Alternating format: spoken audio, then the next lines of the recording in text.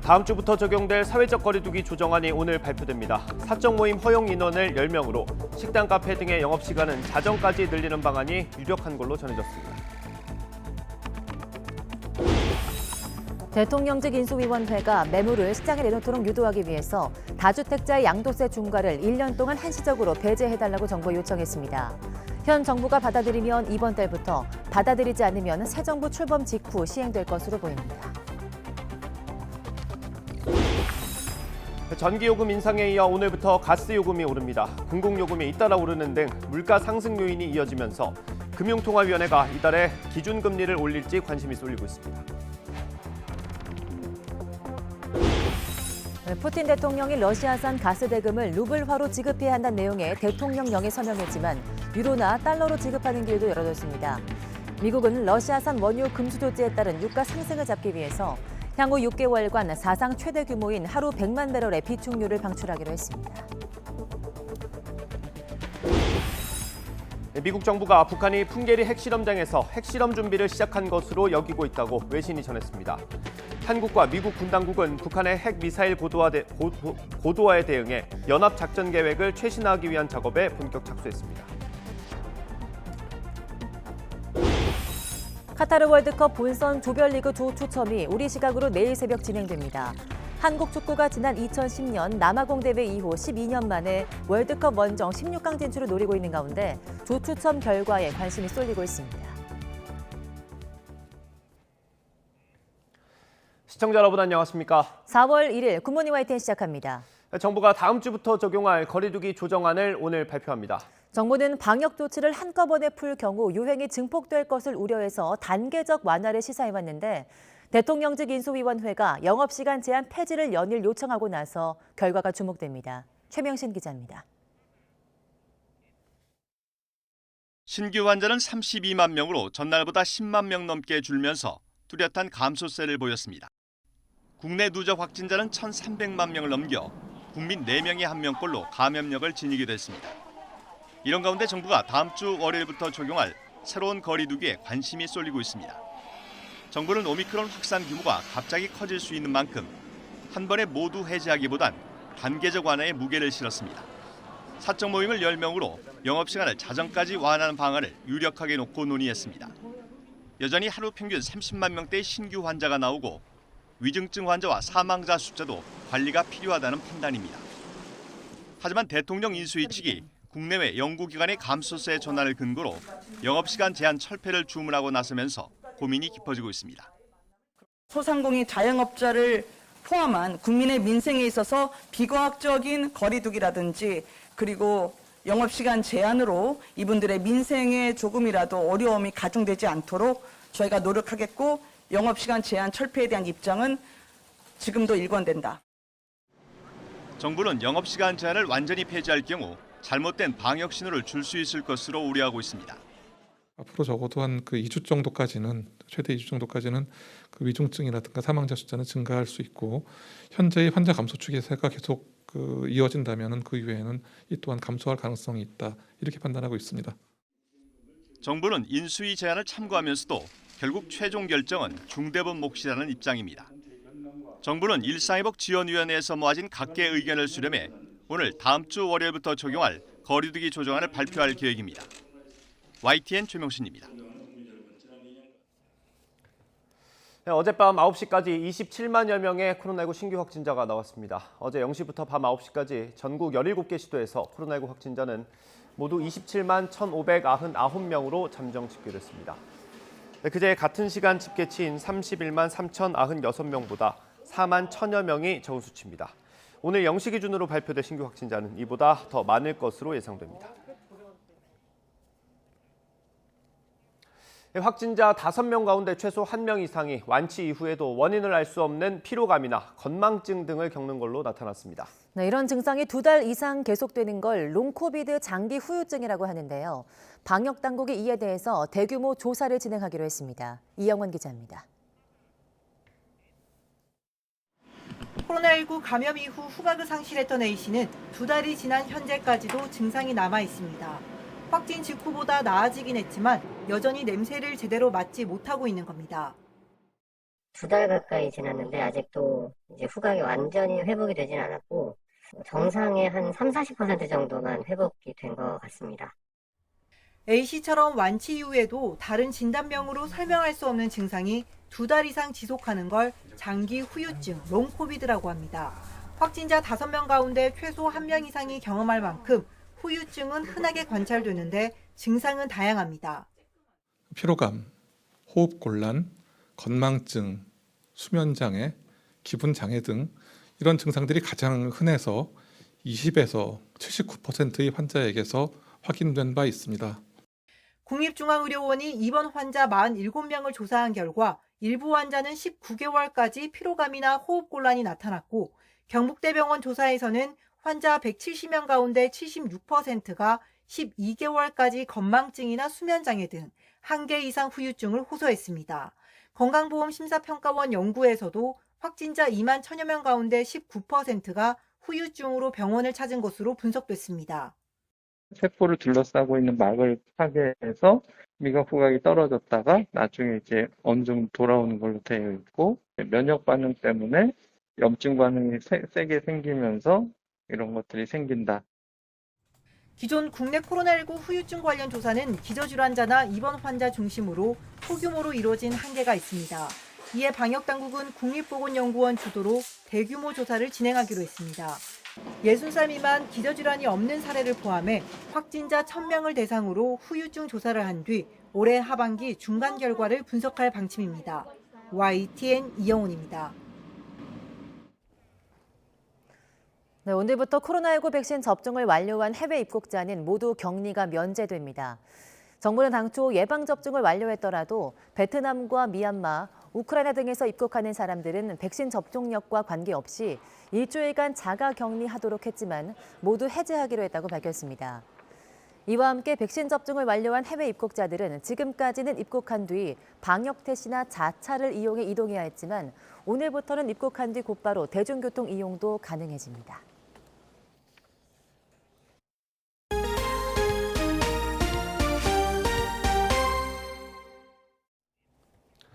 문재인 대통령과 윤석열 당선인이 만찬을 함께한 지 사흘 만에 다시 갈등이 빚어졌습니다. 네, 대우조선해양 경영진 선임을 두고 인수위원회가 알박기 인사라고 강하게 비판했는데요. 청와대는 오히려 인수위가 눈독을 들인 거냐며 맞불을 놨습니다. 엄윤주 기자입니다. 산업은행의 대우조선해양 경영진 선임에 대통령직 인수위원회가 제동을 걸고 나섰습니다. 이례적으로 기자회견까지 자처해 임기 말 알박기 인사라며 강하게 비판한 겁니다. 감사원에 조사를 요구하겠다는 경고까지 내놨습니다. 외형상 민간 기업의 이사회 의결이라는 형식적 절차를 거쳤다고는 하나 사실상 임명권자가 따로 있는 것 아니냐는 합리적 의심을 자초한 비상식적이고 모렴치한 처사입니다. 발단은 지난 28일 대우조선해양 주주총회에서 박두선 대표이사 등 신임 경영진이 선임되면서부터 시작됐습니다. 박 대표가 문재인 대통령 동생과 대학 동창이란 점이 알려지며 특혜 논란이 불거진 겁니다. 특히 인수위는 문 대통령이 취임 전 당시 황교안 대통령 권한대행에 정권 교체기 인사에 반대 입장을 밝혔던 것을 꺼내며 그때는 맞고 지금은 틀리다는 식의 내로남불이냐는 격양된 표현까지 퍼부었습니다. 대통령 동생의 동창으로 지목된 인사를 임명한 것은 단순히 상식과 관행을 벗어난 수준을 넘어서 관리 감독기관인 금융위의 지침을 무시한 직권남용 소지가 다분합니다. 이에 대해 청와대는 오히려 인수위가 대우조선해양의 사장 자리에 눈독을 들이고 있었다는 것이 놀랍다며 사실상 맞불을 놨습니다. 그러면서 대우조선해양의 사장 자리는 현 정부든 다음 정부든 눈독을 들일 자리가 아니라며 날을 세웠습니다.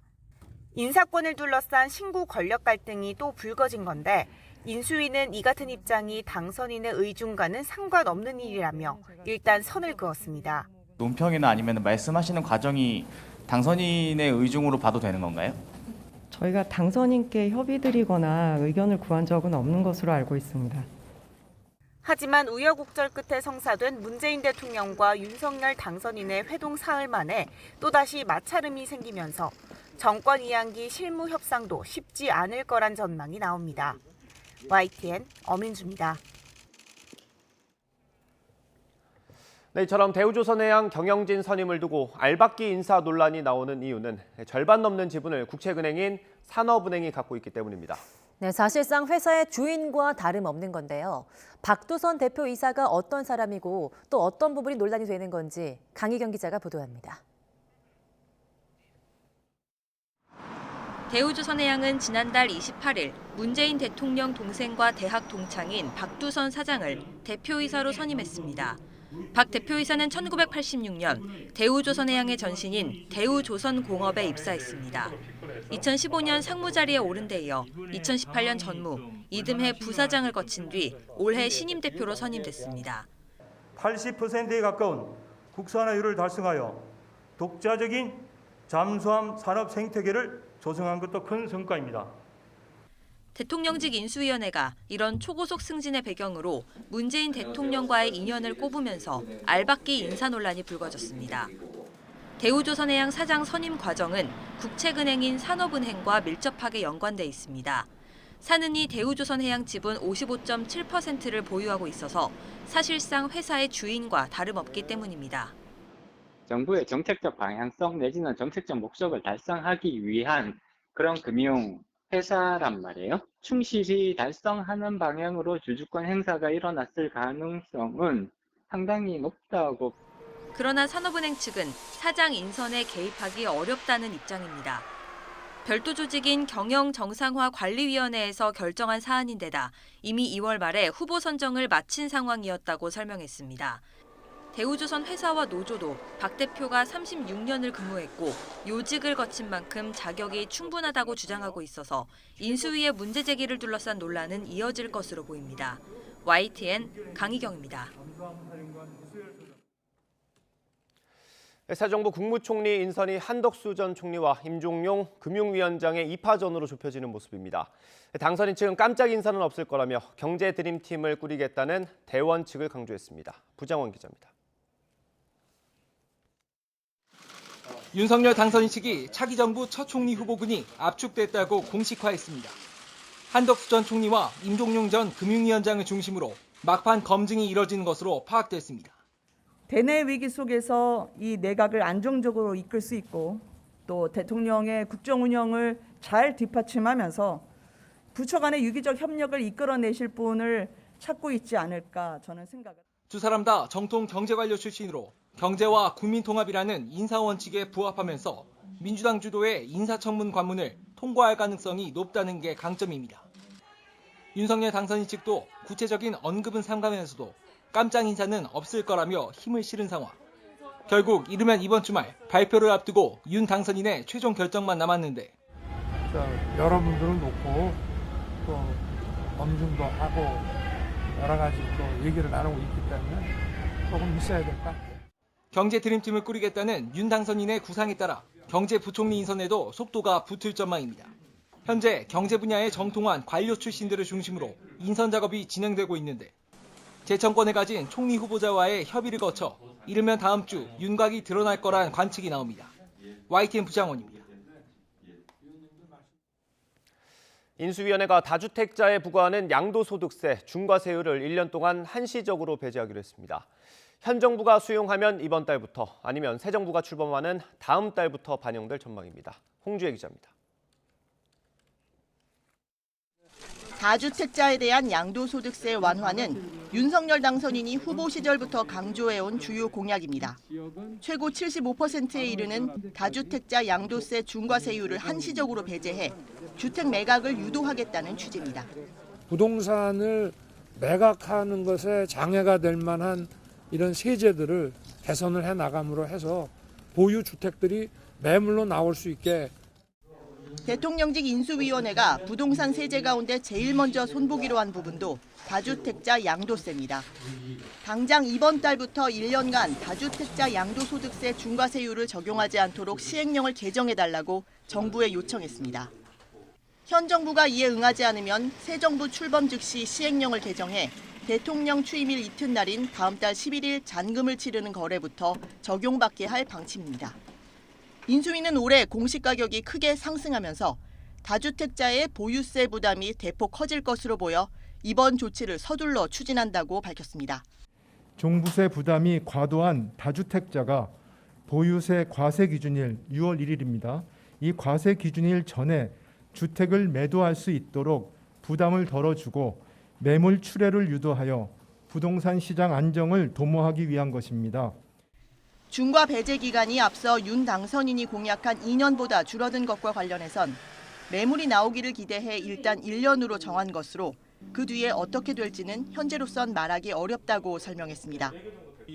인수위는 이와 함께 이사나 상속 등의 불가피한 사유가 있는 일시적 2주택에 대해선 1세대 1주택 특례가 올해부터 조속히 적용돼야 한다고 강조했습니다. 이런 가운데 윤 당선인은 주택담보대출, LTV 등으로 생애 첫 주택을 장만하려는 국민에게 정부가 숨통을 틔워줘야 한다며 규제 완화 검토를 주문했습니다. 또 인수위 부동산 TF도 본격 활동에 들어가면서 민간 주도와 시장 회복을 골자로 하는 새 정부의 부동산 정책 수립도 점차 속도를 내고 있습니다. YTN 홍주혜입니다. 윤석열 당선인 측은 국방부와 집무실 이전을 위한 실무 논의를 이어가고 있습니다. 청와대가 우려한 합동참모본부 이전은 일단 제외했는데 실무 협의에서 어떤 결론이 나올지 관심입니다. 이경국 기자가 보도합니다. 신구 권력 간 충돌로 이어졌던 국방부로의 대통령 집무실 이전 문제. 끝을 모르던 갈등은 문재인 대통령과 윤석열 당선인의 회동이 어렵사리 성사되면서 해결의 실마리를 찾았습니다. 지금 정부는 정확한 이전 계획에 따른 예산을 면밀히 살펴 협조하겠다 이렇게 말씀하셨습니다. 청와대는 안보에 지장을 주지 않는 선에서 이전에 협조하겠다는 뜻을 밝힌 것으로 알려졌습니다. 다만 국방부 핵심 부서를 합동참모본부로 옮기고 합참 일부 부서를 이전하는 부분에 대해선 여전히 우려를 표하는 것으로 전해졌습니다. 이에 따라 청와대 이전 TF와 국방부는 합참 이전을 제외한 부분을 먼저 논의하고 있습니다. 대통령 관저로서의 육군 참모총장 공관 개조 문제와 국방부 일부 부서가 옮겨갈 국방부 별관 이전 계획 등이 대상입니다. TF는 국방부, 대통령 경호처 등과의 논의를 거쳐 집무실 이전 예산안도 새로 마련한다는 계획입니다. 이와 관련해 윤 당선인 측은 조만간 청와대와 실무 협의에도 나선다는 계획인데 이 과정에서 새롭게 마련된 예산안이 다뤄질 가능성도 있습니다. 서로가 확인됐던 신뢰관계 속에서 앞으로 협조의 틀을 유지해 간다라는 그 말씀을 믿고 저희가 앞으로도 진행해 나가겠다. 그렇게. 인사권 문제 등을 두고는 마찰이 여전한 가운데 신구 권력 양측이 집무실 이전 문제를 조속히 매듭 지을 수 있을지는 미지수입니다. YTN 이경국입니다. 네, 더불어민주당에 합류한 새로운 물결 김동연 대표와 또 국민의힘 유승민 전 의원이 잇따라 경기도지사에 출사표를 던져서 6월 지방선거에서 대선급 빅매치가 성사될지 관심입니다. 서울시장 선거는 민주당 송영길 전 대표 차출론이 여전히 변수로 남은 가운데 보수에선 대구에선 보수 진영 격전이 예고돼 있습니다. 나연수 기자입니다. 더불어민주당과 한 배를 타기로 한 새로운 물결 김동연 대표가 경기지사 출마를 공식 선언했습니다. 정치 교체와 국민 통합이라는 공동 가치로 이재명 후보와 손을 잡았습니다.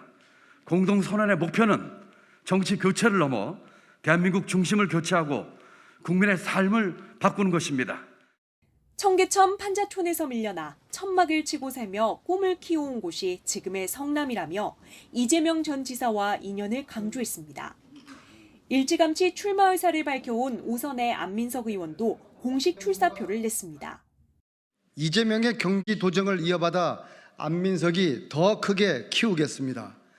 이재명 후보의 정책 공약을 그대로 승계하겠습니다. 경기도는 이재명 전 지사의 정치 기반으로 지난 대선 당시 윤석열 대통령 당선인이 46만 표나 뒤진 곳이기도 합니다. 현재까지 민주당 후보 경선은 앞서 출마 선언한 조정식 의원과 염태영 전 수원시장까지 4파전 구도로 짜인 가운데 외부 인사인 김동연 대표를 고려한 당내 경선 룰이 쟁점이 될 전망입니다. 국민의힘 진영에서는 정계 은퇴를 고민하던 유승민 전 의원이 경기지사 선거에 등판하면서 판을 키웠습니다. 바람과 서리를 맞으며 키워온 저의 모든 역량을 쏟아부어 경기도를 위해, 대한민국을 위해 저를 바치겠다는 약속을 드립니다. 앞서 함진규, 심재철 전 의원이 출마 의사를 밝혔고 윤 당선인 대변인인 김은혜 의원도 거론되고 있습니다. 서울시장 선거를 두고는 국민의힘 오세훈 현 시장의 맞설 카드로 민주당 내 송영길 차출론 갑론을박이 이어지고 있습니다. 당내 경선 붐을 일으키고 경쟁력 있는 후보를 발굴하기 위해 독배라도 들어야 한다는 의견과 대선 패배에 책임 있는 인사가 나오는 건 자연스럽지 않다는 지적이 엇갈립니다. 본선을 방불케 할 국민의힘 대구시장 후보 경선에선 권영진 현 시장이 3선 출마를 포기한 가운데 홍준표 의원이 도전장을 냈습니다. 저도 이번에는 첫 풍령을 넘어 다시 고향으로 돌아왔습니다. 고 박정희 대통령의 뒤를 이어 대구 50년 미래를 설계하고 미래 첨단도 산업을 중심으로 대구 중흥의 토대를 만들도록 하겠습니다. 유영아 변호사도 출마 결심을 굳혀 앞서 출마 선언한 김재원 전 최고위원까지 치열한 3파전이 예고됐습니다. YTN 나윤수입니다. 네, 지방선거를 60일 앞둔 내일부터 선거일인 6월 1일까지 현직 지방자치단체장이 각종 행사를 개최하거나 후원하는 행위가 금지됩니다. 중앙선거관리위원회는 제8회 전국 동시지방선거를 60일 앞둔 내일부터 공직선거법에 따라 제한 금지되는 주요 행위들을 밝혔습니다. 먼저 지방자치단체장과 교육감, 소속 공무원들의 선거일까지 교양강좌와 공청회, 체육대회 등 각종 행사를 개최하거나 후원할 수 없습니다. 또 이 기간 정당의 정강 정책과 주의 주장을 홍보하거나 정당이 개최하는 정치 행사에 참석할 수 없습니다. 네, 오늘부터 전기요금에 이어서 가스요금도 인상됩니다. 공공과 민간을 가리지 않고 물가 상승 요인이 이어지면서 금융통화위원회가 이달에 기준금리를 올릴지에 관심이 쏠리고 있습니다. 박병환 기자입니다. 오늘부터 주택용 가스요금이 현행 메가줄당 14.22원에서 14.65원으로 0.43원 3% 인상됩니다. 또 음식점 등에 적용되는 일반용 요금은 0.17원 오릅니다. 산업통상자원부는 원가 상승에 따른 기준 원료비 조정에 따라 주택용과 일반용 도시가스 요금이 평균 1.8% 오른다고 밝혔습니다. 이에 따라 가구당 평균 가스 요금은 월 860원가량 오를 것으로 보입니다. 가스 요금은 지난 2020년 7월 평균 13.1% 인하된 이래 동결돼 왔습니다. 그동안 LNG 수입 가격 급등으로 인상 요인이 있었지만 물가 안정을 위해 인상을 억눌러 온 겁니다. 하지만 최근 공공요금이 줄줄이 오르자 정부가 대선을 의식해 요금을 억눌렀다가 뒤늦게 한꺼번에 올리는 게 아니라는 비판도 있습니다. 물가 상승 억제를 위한 한국은행의 기준금리 인상 움직임도 분명합니다. 한 차례 올려도 긴축이 아니다라고 하는 것은 저희들이 확실한 입장이고요. 반면 한국은행 차기 총재로 내정된 이창용 후보자는 대외 여건 변화가 성장, 물가, 금융 안정에 주는 영향을 균형 있게 고려하면서 통화 정책과 리스크 관리에 만전을 기할 것이라고 말했습니다. 전문가들은 이 후보자가 성장을 먼저 언급한 데 주목하면서 한은이 기준금리 인상 속도 조절에 나설 수 있다고 조심스레 전망했습니다. 이에 따라 오는 14일 열리는 금통위에서 기준금리를 1.5%로 올릴지 아니면 현행 1.25%로 동결할지에 관심이 집중되고 있습니다. 기준금리가 0.25%포인트 인상되면 전체 이자 부담은 3조 2천억 원 늘어나게 됩니다. YTN 박병환입니다. 네, 홍남기 부총리 겸 기획재정부 장관은 유가를 비롯한 에너지와 원자재 가격 상승으로 물가 상승 압력이 고조되고 있다며 다음 주 추가 대책을 발표하겠다고 밝혔습니다. 현재 20%인 유류세 인하폭이 30%로 확대될지 주목되는데요. 홍 부총리의 발언을 직접 들어보겠습니다. 생활 물가, 금융시장, 부동산 등 3대 현안의 리스크 최소화 및 안정화를 위하여 마지막 순간까지 총력 대응해 나가겠습니다. 먼저 유류세 인하폭 확대 여부에 대하여 막바지 점검 중에 있는 바 할당 관세 적용 품목 확대 등 추가적인 대책을 포함하여 다음 주 물가관계 장관회의 시 확정하여 발표해 드리도록 하겠습니다.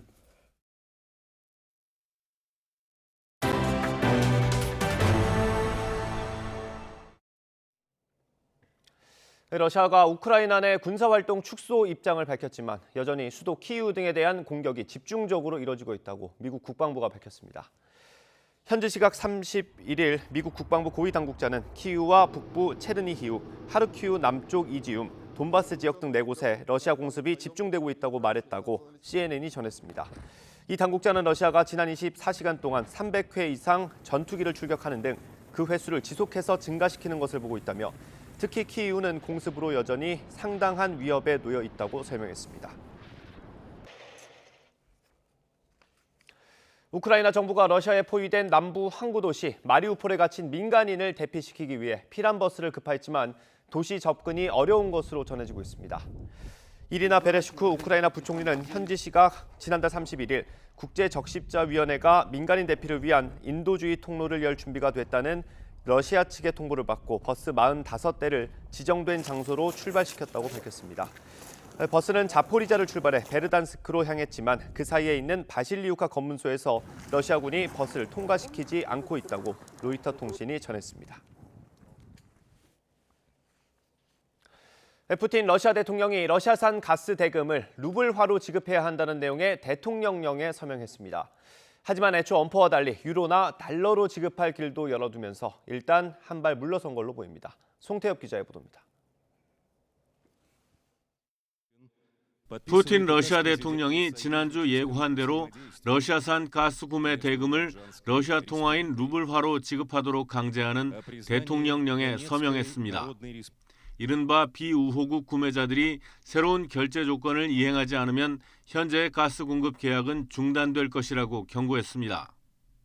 Если же такие платежи не будут производиться, будем считать это неисполнением обязательств со стороны покупателей, со всеми вытекающими последствиями. 하지만 유로나 달러로 지급할 길이 막힌 건 아닙니다. 구매자들이 러시아 국영 가스회사인 가스프롬의 자회사 가스프롬방크에 외화를 송금하면 가스프롬방크가 이를 모스크바 외환시장에서 루블화로 바꿔 대금을 받는다는 겁니다. 외화가 필요한 러시아가 편법을 제시한 건데 올라프 숄츠 독일 총리 등은 전날 이런 내용을 통보받았다고 밝혔습니다. Wie seine Vorstellungen sind, dass das geschehen kann, das ist das, was wir jetzt genau anschauen werden. Aber auf alle Fälle gilt für die Unternehmen, dass sie in Euro zahlen wollen, können und werden. 독일 북해 항구에 액화 천연가스를 수입하는 기반 시설을 만드는 등 러시아산 천연가스 의존을 줄이겠다는 의지도 밝혔습니다. 독일은 푸틴 대통령이 천연가스 대금을 루블화로 받겠다고 하자 가스 공급 비상 경보를 발령하는 등 바짝 긴장했습니다. 그러나 외화가 필요한 러시아와 천연가스가 필요한 유럽은 결국 적당히 타협하는 길을 택했습니다. 이 때문인지 우크라이나 침공 초기 폭락했던 루블화 환율은 현재 1달러에 80루블 선을 회복했습니다. YTN 송태엽입니다. 조 바이든 미국 대통령이 러시아산 원유 금수 조치에 따른 유가 상승을 잡기 위해 향후 6개월 동안 사상 최대 규모인 하루 100만 배럴의 비축유를 방출하기로 했습니다. 또 국가적 비상시국에도 유전을 돌리는 석유 업체에는 과태료를 물리고 일부 필수 광물 증산에는 한국전쟁 당시 만들어진 국방물자 조달법을 적용할 방침입니다. 백악관은 이 같은 방출은 유례가 없는 일이라며 이는 연말 원유 생산이 확대될 때까지 가교 역할을 할 거라고 설명했습니다. 이런 미국의 전략 비축유 방출 결정에 국제유가가 큰 폭으로 떨어졌습니다.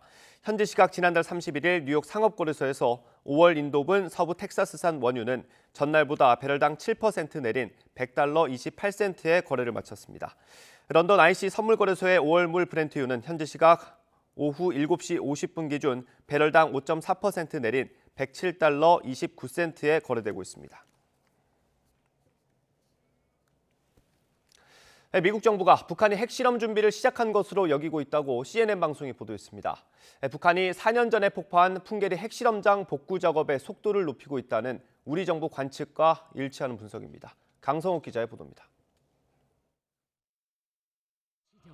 CNN은 북한이 최근 함경북도 길주군의 풍계리 핵실험장에서 갱도 굴착과 건설 활동을 다시 시작했다고 보도했습니다. 5명의 미 당국자를 인용해 핵실험 재개를 위해 매우 중요한 작업이라고 평가했습니다. 미 당국자는 핵실험이 얼마나 빨리 가능할지는 아직 분명하지 않다면서 복구 활동의 속도에 달려 있다고 말했습니다. 북한이 최근 풍계리 핵실험장 복구 작업의 속도를 높이고 있다는 우리 정부 관측과 일치하는 분석입니다.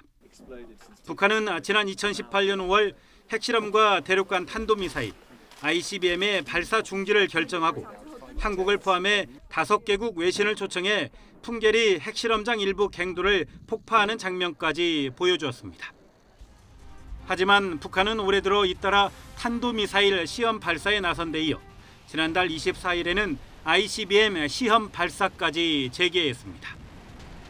미 국가정보국 DNI는 지난달 7일 공개한 연례 위협평가 보고서에서 북한이 올해 핵실험을 재개할 가능성이 있다고 전망했습니다. 제이크 설리번 미 국가안보보좌관은 북한이 조만간 추가 도발에 나설 수 있다며 ICBM의 추가 발사 가능성을 언급하기도 했습니다. 이와 관련해 미 국방부는 군사적 대응 조치로 전략 폭격기 비행이나 전함 항해와 훈련 강화 등을 검토하고 있다고 CNN은 보도했습니다.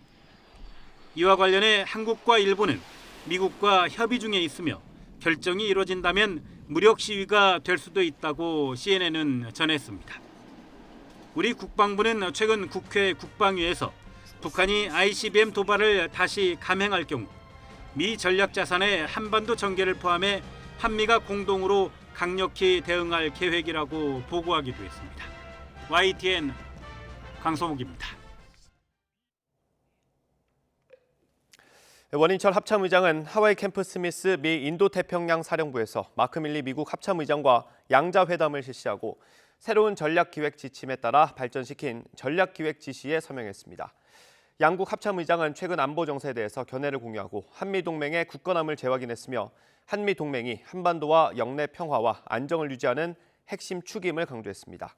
특히 이번 SPD 서명은 지난해 12월 한미안보협의회의에서 이뤄진 한미 국방장관의 SPG 승인의 다음 절차로 한미 군 당국은 앞으로 달라진 미국의 전략 환경과 우리 군의 능력에 맞는 새로운 작전 계획을 만드는 작업에 착수할 전망입니다.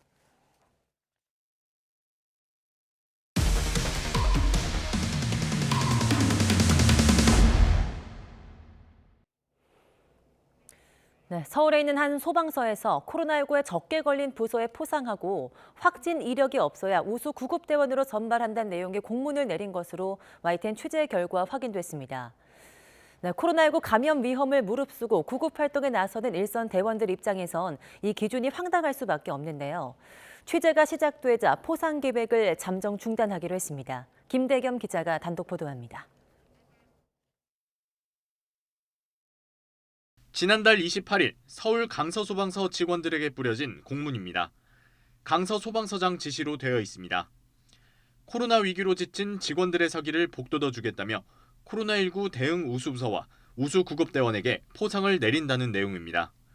그런데 선발 기준이 황당합니다. 11개 부서 가운데 코로나에 걸린 사람이 가장 적은 2개 부서를 뽑아 상을 준다는 겁니다. 코로나 환자 이송 업무를 담당하는 구급대 포상 기준은 더더욱 황당합니다. 확진자를 접촉하는 업무 특성상 열심히 일할수록 감염 확률이 커질 수밖에 없는데 우수 구급대로 뽑히기 위해선 확진 이력이 없어야 한다는 전제 조건이 붙어 있습니다. 원치 않아도 수시로 감염 위험에 노출될 수밖에 없는 상황이라 일선 대원들 입장에선 허탈할 수밖에 없습니다. 직원들의 반응은 정말 이 관서장이 누구냐, 이걸 시행한 사람이 누구냐, 정말 이 사람 구급차를 한번 태워봐야 되겠다. 그런 반응이 좀 많습니다. 소방 내부 여론도 마찬가지입니다. 노조 게시판엔 코로나로 고생하는 대원들을 2번 울리는 행위라는 의견과 공문 결재난 게 신기할 정도라는 비판 댓글 등이 올라와 있습니다. 이에 대해 서울 강서소방서는 최근 오미크론 확산으로 격리 직원이 늘면서 코로나에 감염되지 않은 대원들의 업무량이 폭증해 이들을 격리하려는 차원이었다고 해명했습니다. 이후 YTN 취재가 시작되자 포상 계획을 잠정 중단하고 문제가 된 부분을 변경하거나 취소하기로 했다고 밝혔습니다. 코로나 감염자가 급증한 지난해 구급 출동은 모두 314만 건으로 전년 대비 38만 건이나 늘었습니다. 코로나 감염 위험을 감수하며 열심히 일하면서도 확진 판정을 받으면 동료 눈치까지 살펴야 하는 상황에서 소방서장의 황당한 지시가 일선 대원들의 사기를 오히려 꺾고 있습니다. YTN 김대겸입니다. 에디슨 모터스로의 인수 합병이 무산된 쌍용차가 지난해에 이어서 또다시 감사 의견 거절을 받아 상장 폐지 위기에 처했습니다. 금융감독원 전자공시시스템에 따르면 쌍용차는 2021년 재무제표에 대해서 삼정회계법인에서 감사 의견 거절을 받은 감사보고서를 한국거래소에 제출했습니다. 회계법인은 쌍용차가 기업으로서의 존속 능력에 의문이 든다고 밝혔습니다. 쌍용차는 투자자를 유치하는 등 경영 개선 계획을 담은 이의 신청서를 이른 시일 내 제출해서 상장 폐지 해당 사유를 해소할 계획이라고 밝혔습니다. 네, 이런 가운데 쌍방울그룹이 쌍용자동차 인수를 추진합니다. 쌍방울그룹 관계자는 그룹의 특장차 제조회사인 광림을 중심으로 적극적으로 쌍용차 인수를 검토하고 있다며 매각 주관사에 인수 의향을 전달한 상태라고 말했습니다. 쌍방울그룹은 에디슨 모터스의 쌍용차 인수 무산 소식이 전해진 이후 전담팀을 구성해 인수 작업에 나섰습니다. 종일 예년 기온을 웃돌았던 어제와 달리 오늘 아침에는 다소 쌀쌀함이 감돌겠습니다. 현재 서울 기온은 5도로 어제 같은 시각보다 4도가량 낮은데요. 하지만 낮 동안에는 14도까지 기온이 오르면서 비교적 포근하겠습니다. 다만 일교차가 10도 이상 크게 벌어질 것으로 보이는 만큼 옷차림에는 유의해 주시기 바랍니다. 오늘 중부지방은 대체로 맑겠고 남부지방은 흐린 날씨를 보이겠습니다. 늦은 오후부터 밤 사이 호남지방과 경남 서부 내륙에는 5mm 미만의 비가 조금 내리겠고 동풍의 영향을 받는 강원 영동과 경북 북부 동해안에도 빗방울이 떨어지는 곳이 있겠습니다. 현재 기온 살펴보겠습니다. 서울 5도, 대전 4.9도, 부산은 6.9도를 보이고 있습니다. 낮 기온은 어제와 비슷하거나 조금 높아 비교적 포근하겠습니다. 서울 14도, 대전과 대구 15도, 광주는 17도가 예상됩니다. 토요일과 일요일 대체로 맑고 포근해 봄 기운이 더욱 완연해지겠습니다. 다만 일교차가 크게 벌어질 전망입니다. 아침까지 내륙 곳곳에는 가시거리 1km 미만의 짙은 안개가 끼는 곳이 있겠습니다. 차간 거리를 넉넉히 두시고 속도를 줄이는 등 안전운전 해주시기 바랍니다. 지금까지 서울 상암동에서 YTN 윤수빈입니다. 대통령직 인수위원회가 매물을 시장에 내놓도록 유도하기 위해 다주택자의 양도세 중과를 1년 동안 한시적으로 배제해달라고 정부에 요청했습니다. 현 정부가 받아들이면 이번 달부터, 받아들이지 않으면 새 정부 출범 직후 시행될 걸로 보입니다. 다음 주부터 적용될 사회적 거리두기 조정안이 오늘 발표됩니다. 사적 모임 허용 인원을 10명으로 식당, 카페 등의 영업시간은 자정까지 늘리는 방안이 유력한 것으로 전해졌습니다. 미국이 러시아산 원유 금수 조치에 따른 유가 상승을 잡기 위해 향후 6개월 동안 사상 최대 규모인 하루 100만 배럴의 비축유를 방출하기로 했습니다. 미국의 이 같은 결정에 국제 유가는 큰 폭으로 하락했습니다. 북쪽에서 찬 공기가 유입되면서 오늘 아침은 어제보다 쌀쌀하겠습니다. 다만 낮에는 기온이 크게 올라서 일교차가 10도 안팎으로 벌어지겠고 대체로 맑은 날씨를 보이겠습니다. 대통령직 인수위원회가 다주택자의 양도소득세 중과세율을 다음 달부터 1년 동안 배제하는 방안을 추진합니다. 인수위는 이를 위해 다주택자의 양도소득세 중과를 한시적으로 배제하는 방침을 이번 달 조속히 발표하고 발표일 다음 날 양도분부터 적용되도록 소득세법 시행령을 개정해 줄 것을 정부에 요청했습니다. 현 정부에서 이 같은 조치가 이루어지지 않을 경우 새 정부 출범 즉시 시행령을 개정해 대통령 취임 다음 날인 오는 5월 11일 양도분부터 1년 동안 적용되도록 할 계획입니다. 윤석열 대통령 당선인은 생애 첫 주택을 마련하라는 국민에게 정부가 숨통을 틔워줘야 한다며 주택담보대출 비율 LTV 완화를 검토할 것을 인수위원회에 지시했습니다. 윤 당선인은 인수위 경제분과 업무보고에서 국민의 내 집 마련 문턱을 낮추고 과도한 세금 부담을 덜어드릴 수 있도록 힘써달라고 당부했다고 김은혜 대변인이 전했습니다. 또 불필요한 지출을 조정해서 대출 지원과 신용 보증, 재취업 교육 지원 등 50조 원의 코로나19 손실 보상이 이루어져야 한다고 강조했습니다. 임대차 3법이 시행 2년도 안 돼서 수술대에 올랐습니다. 네, 세입자 보호란 원래 목적과 달리 오히려 고통을 준다는 지적이 있지만 계약 갱신률이 높아지는 등 효과가 있다는 주장도 서로 부딪히고 있습니다. 권남기 기자입니다. 전세나 월세 계약을 한 차례 연장할 수 있는 갱신 청구권이나 임대료를 5% 넘게 올리지 못하게 하는 상한제 등 임대차 3법을 두고 폐지하자 안 된다 논란이 본격화하는 가운데 이를 지켜보는 시장은 기대와 우려가 교차하고 있습니다. 일시적으로는 행복하겠죠. 임차인 입장에서. 그런데 2년 동안은 굉장히 불안과 공포를 가지고서 아주 일방적인 권력관계 속에서 임차인이 일방적으로 손해를 감수하고 참고 빌어야 하는 상황이. 폐지를 밀고 나가는 인수위는 임대차 3법이 준비 없이 시행되며 결국 거주를 불안하게 만들었다고 강조합니다. 임대차법이 시행된 지 2년이 되는 올해 8월 전문가들에 따르면 전세 시장의 불안 발생이 우려된다는 의견이 지배적입니다. 계약을 연장해도 2년 뒤 임대료가 급등할 가능성이 크고 전세 매물 감소와 전세의 월세화 등 부작용이 더 많다는 이유입니다. 실제로 임대차 3법 이후 서울의 아파트 임대 매물이 15% 넘게 줄었다는 조사도 있습니다. 그 임대인과 임차인 간의 갈등도 거의 2~3배 늘어났고요. 이로 인해서 이제 임대 시장이 굉장히 그 매물도 줄어들었거든요. 임대차 3법을 만든 민주당은 당장 반대하고 나섰습니다. 법 시행 뒤 계약 갱신률이 70%에 이르는 등 주거 안정 효과가 나타나고 있다는 겁니다. 신규 계약 시에도 임대료를 이렇게 과다하게 인상시키지 못하게 하는 그런 강력한 어떤 전셋값 안정화 정책 이런 것들이 오히려 지금 필요하고 지난 2020년 8월 시행 이후 갱신권을 사용했던 전세 물건들은 오는 8월부터 시장에 나오게 됩니다. 법 시행 때보다 늘어난 서울의 전세 매물량 등을 살펴보면 임대료 급등을 우려하는 8월에도 가격 변동이 크지 않을 거란 전망도 있습니다. 지금 벌써 3월인데도 지금 가격이 못 오르고 있잖아요. 그러니까 4, 5월, 6월에도 이게 만약 유지가 된다면 우리가 우려하던 상황이 차찬의 태풍처럼 조그맣게 끝날 수 있는 가능성이 높다. 민주당이 다수당인 만큼 임대차 3법 폐지 논란은 상당 기간 이어질 거로 보이는 가운데 오락가락하는 제도에 따른 혼란은 오롯이 시장의 피해로 남게 됐습니다. YTN 권남기입니다. 인수위원회가 소상공인 손실보상을 위한 2차 추경안을 현 정부에서는 추진하지 않겠다고 밝혔습니다. 새 정부가 출범한 뒤에 추경을 편성하겠다는 건데 더불어민주당은 공약 파기라면서 맹비난했습니다. 보도에 김승환 기자입니다. 정권 2연기에 이뤄질 것으로 보였던 2차 추경안 제출이 5월 10일 윤석열 당선인 취임 뒤로 미뤄지게 됐습니다. 대통령직 인수위원회가 추경안의 방향과 내용, 규모나 제출 시기를 모두 새 정부에서 결정하겠다고 밝힌 겁니다. 고간 열세를 쥐고 있는 홍남기 경제부총리가 거듭 추경의 난색을 표해 진전이 되지 않을 것으로 보이자 독자 노선을 택한 것으로 풀이됩니다.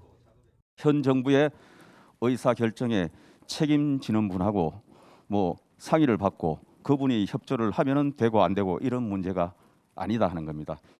추경안 규모는 윤 당선인이 후보 시절 내놓은 50조 원 손실보상 공약을 바탕으로 종합적으로 검토해 정하겠다는 입장입니다. 또 소상공인과 자영업자에 대한 온전한 손실보상을 기본 원칙으로 유가 상승으로 인한 민생 부담을 덜어주는 방법 등 다양한 사업을 고려하고 있다고 설명했고 조기에 예산이 집행될 수 있도록 준비할 것이라고 덧붙였습니다. 이에 대해 더불어민주당은 50조 추경 변죽만 올리다가 취임 이후 제출하겠다니 황당하다면서 인수위를 신뢰할 수 없다고 비판했습니다. 공약 파기입니다. 갈팡질팡, 탁상 공론을 하고 있는 동안 소상공인, 자영업자는 악소리가 나고 있다는 점 명심하시길 바랍니다. 새 정부 출범 뒤 6월 지방선거 전까지 한 달 남짓, 예산 규모와 재원 마련 방안을 확정하고 국회를 통과하기까지 빠듯한 시간인 만큼 민주당의 협조가 필수지만 새 여당과 거대 야당 간 힘겨루기가 이뤄질 가능성도 배제할 수는 없습니다. YTN 김승환입니다. 대통령직 인수위원회는 유류세 인하폭을 현행 20%에서 30%로 확대해 줄 것을 정부에 요청했습니다. 최상목 인수위 경제 1분과 간사는 최근 국제유가 상승으로 국내 휘발유 가격이 1리터에 2,000원을 넘어서는 등 서민 부담이 크게 증가했다며 이같이 밝혔습니다. 그러면서 현 정부도 유류세 추가 인하를 검토하겠다고 밝힌 만큼 이번 달 시행령 개정 등의 조치를 할 것으로 기대한다고 덧붙였습니다.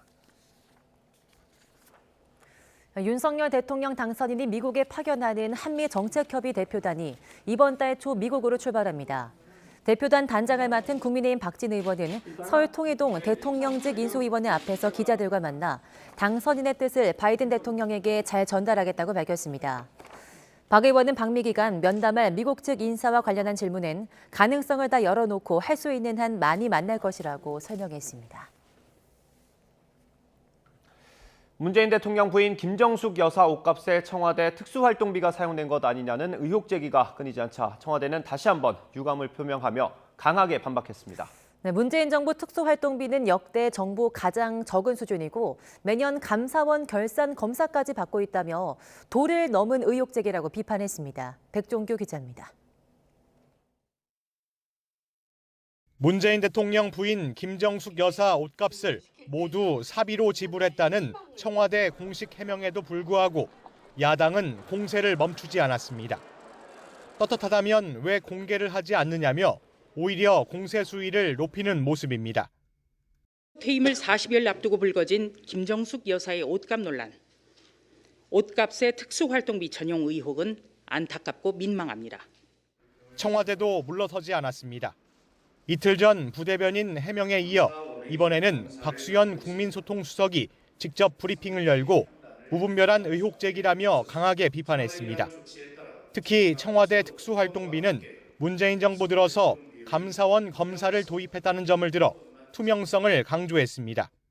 역대 정부 대비 특수활동비 규모를 최소화하고 감사원 검사를 최초로 도입하였으며 단 한 건의 지적도 받은 바가 없다는 점을 다시 한번 강조합니다. 다만 특활비 사용 내역을 공개하지 않는 건 기밀 유지가 요구되는 경비로 법령에 따른 것이라는 겁니다. 또 예산 편성 규모까지 직접 제시하면서 문재인 정부 특활비는 역대 정부 최저라고 밝혔습니다. 청와대는 이와 함께 문 대통령의 경남 양산 매곡동 사저 매매 과정에서 시세 차익이 17억 원 발생한 것에 대해서는 시세에 따른 정상 거래였으며 차익은 새로운 사저 건축 비용에 사용됐다고 덧붙였습니다. 청와대가 최근 각종 의혹에 대해 적극적으로 대응하는 모습을 보이고 있는데 임기 말이 다가올수록 근거 없는 의혹 제기가 도를 넘어서고 있다고 판단해 공개 대응에 나선 것으로 해석됩니다. YTN 백종규입니다. 네, 더불어민주당 박지원 공동비상대책위원장이 처음으로 의원총회에 참석해서 부동산 정책 실패 책임자의 지방선거 공천 배제를 재차 주장했습니다. 박 위원장은 의총 모두 발언에서 대선 패배의 결정적인 원인 가운데 하나가 부동산 표심이라는 데 동의하지 않는 분은 없을 거라며 지금이 마지막 기회로 변화하지 않으면 모두 죽는다는 절박함이 필요하다고 호소했습니다. 한편 인사말을 마친 박 위원장을 향해 서른 의원은 얼굴을 잘 모르겠다며 마스크 벗은 모습을 보고 싶다고 말해서 부적절한 발언이 아니냐는 지적이 나왔습니다. 이에 대해 박 위원장은 마스크를 벗지 않고 특별한 대답 없이 발언대에서 내려와 자리로 돌아갔으며 중단 없이 의총이 이어졌습니다. 무소속 양정숙 의원이 아파트 임대차 계약을 새로 하면서 전세금을 4억 7천만 원 올려받은 것으로 나타났습니다. 국회 공직자윤리위원회가 공개한 국회의원 재산 변동사항을 보면 양 의원 배우자 명의 서울 서초동 아파트 임대보증금은 9억 7천만 원에서 14억 4천만 원으로 48% 올랐습니다. 양 의원은 더불어민주당 위성정당이었던 더불어시민당 출신으로 전월세 상한제 등이 담긴 임대차 3법에 찬성했었습니다. 이른바 산업부 블랙리스트 의혹에 대한 검찰 수사가 진행 중인 가운데 다른 부처 인사들에서도 비슷한 진술이 나오고 있습니다. 직권 남용 혐의를 입증하기 위한 검찰의 증거 확보가 수사의 관건이 될 것으로 보입니다. 이준엽 기자입니다. 지난 2019년 자유한국당은 검찰 수사가 진행된 환경부와 산업부 외에도 여러 부처 산하 기관장에게 사퇴 종용이 있었다며 검찰에 고발했습니다. YTN 취재진은 당시 언급된 인물들 외에도 임기를 채우지 못한 산하 기관장들을 접촉해봤습니다. 정권이 바뀌고 새 시대를 열라는 의미에서 자발적으로 사표를 냈다는 기관장도 있었지만 직접적인 사퇴 압박을 느꼈다는 진술도 이어졌습니다. 저도 8월 30일부로 하나 내라고 그러는 거를 제가 9월 한 3, 4일까지 2, 3일 좀 달라. 임기 2년을 남기고 그만둔 여성가족부 산하 기관장 C 씨는 계속된 감사로 압박을 느꼈다고 말하기도 했습니다. 내가 그만두는 건 내가 그 직원들 때문에 애들이 나 때문에 너무 고통을 받을 것 같아서 왜냐하면 계속 감사가 나오더라고요. 대대적인 압수수색으로 산업부 블랙리스트 사건부터 수사에 나선 검찰은 비슷한 의혹이 불거진 다른 부처들에 대해서도 수사를 확대할 전망입니다. 통일부와 교육부, 과기부 등 고발장이 접수된 전직 산하 기관장들에 대해선 대부분 이미 3년 전 참고인 조사도 마친 것으로 확인됐습니다. 일부는 직접 검찰에 출석해 조사받았고 검찰 요구로 의견서를 제출한 사례도 있는 것으로 전해졌습니다. 다수 기관장으로부터 직접 사퇴 요구를 받았다는 진술을 확보한 만큼 검찰 수사는 관련 증거를 확보하는 데 초점을 맞출 것으로 보입니다. 이미 유죄 판결이 확정된 환경부 사건에선 당시 산하기관 임원 동향과 사퇴 여부를 목록으로 정리한 내부 문건이 핵심 역할을 하기도 했습니다. 검찰은 산업부와 산하기관에서 압수한 자료 분석을 마무리하는 대로 핵심 관계자들에 대해 본격적인 소환 조사에 나설 예정입니다. YTN 이준엽입니다. 네, 박범계 법무부 장관이 추미애 전 장관 시절 제한된 검찰총장의 수사지휘권 복원 논의를 중단하겠다고 밝혔습니다. 법무부는 일부 언론에서 박 장관이 특정인에 대한 무혐의 처분을 막고자 수사지휘권을 발동한다는 내용의 왜곡된 기사를 보도했다며 이같이 밝혔습니다. 앞서 일부 언론은 박 장관이 채널A 사건에 대한 검찰총장의 수사지휘권을 복원하고자 검토에 들어갔고 이는 해당 사건에 연루된 한동훈 검사장의 무혐의 처분을 막기 위해서라는 취지로 보도했습니다. 다음 주부터 적용될 사회적 거리두기 조정안이 오늘 발표됩니다. 정부는 다음 주부터 적용할 거리두기 조정안을 중앙재난안전대책본부 회의에서 확정해 오늘 오전에 발표합니다. 사적 모임 최대 인원을 2명 더 늘려서 10명으로 식당, 카페 등의 영업시간은 1시간 연장해 자정까지로 하는 방안이 유력한 걸로 전해졌습니다. 어젯밤 9시까지 27만여 명의 코로나19 신규 확진자가 나왔습니다. 어제 0시부터 밤 9시까지 전국 17개 시도에서 코로나19 확진자는 모두 27만 1,599명으로 잠정 집계됐습니다. 그제 같은 시간 집계치인 31만 3,096명보다 4만 1,000여 명이 적은 수치입니다. 만 5살에서 11살 소아들의 백신 접종이 시작됐습니다. 사전 예약률은 1.5% 정도로 높지 않은데 이미 9살 이하 소아 2명 가운데 1명 가까이가 확진된 영향도 있는 걸로 보입니다. 신현준 기자입니다. 만 10살과 11살 초등학생 형제가 코로나19 백신을 맞기 위해 병원을 찾았습니다. 접종 전 키와 몸무게를 측정하고 기저질환도 꼼꼼하게 확인합니다. 알러지 비염이 있어? 비염 있어요. 아토피 같은 거 있고? 있어요. 이번 백신 접종 대상은 만 5살부터 11살까지, 생일이 지난 2017년생부터 생일이 지나지 않은 2010년생까지입니다. 접종은 기존 백신 유효 성분의 3분의 1만 들어간 화이자의 소아용 백신입니다. 별로 아프진 않았어요. 독감 주사 맞는 것처럼 맞을 거라고 생각했어요. 접종 여부는 보호자가 자율적으로 결정할 수 있습니다. 저희는 어차피 맞추기로 예전에 결정을 했어서 최대한 그냥 빨리 맞고 빨리 끝내자로 해서 제일 먼저 그냥 예약을 했습니다. 하지만 이미 감염된 적이 있는 아동은 접종을 권고하지 않습니다. 당뇨나 비만 아동, 기저질환이 있는 고위험군 아동은 확진 이력이 있어도 적극적으로 접종을 권하고 있습니다. 혹시 모를 이상 반응에 대비해 보호자는 반드시 함께 와야 하고 접종 뒤 15분에서 30분 정도 경과를 지켜봐야 합니다. 24일부터 사전 예약이 시작됐지만 예약률은 1.5% 정도로 저조합니다. 오미크론 대유행을 거치면서 9살 이하 소아의 절반에 가까운 44%가 이미 코로나에 걸린 점 등이 예약률 저하에 영향을 준 것으로 보입니다. 누적 발생률은 이제 10만 명당 47,820명으로서 다른 연령층에 대비해서 가장 높은 그런 상황입니다. 1차 뒤 2차 접종은 8주 간격으로 시행하지만 의학적 사유나 개인 사정이 있으면 3주까지 앞당길 수 있습니다. YTN 신현주입니다. 방역당국이 코로나19 확진자 1,000명을 대상으로 후유증 조사를 진행할 방침입니다. 중앙방역대책본부는 국립보건연구원 감염병연구소 주도로 60살 미만 기저질환이 없는 사례 등 확진자 1,000명을 대상으로 후유증을 조사해 올해 하반기 중간 결과를 분석할 예정이라고 밝혔습니다.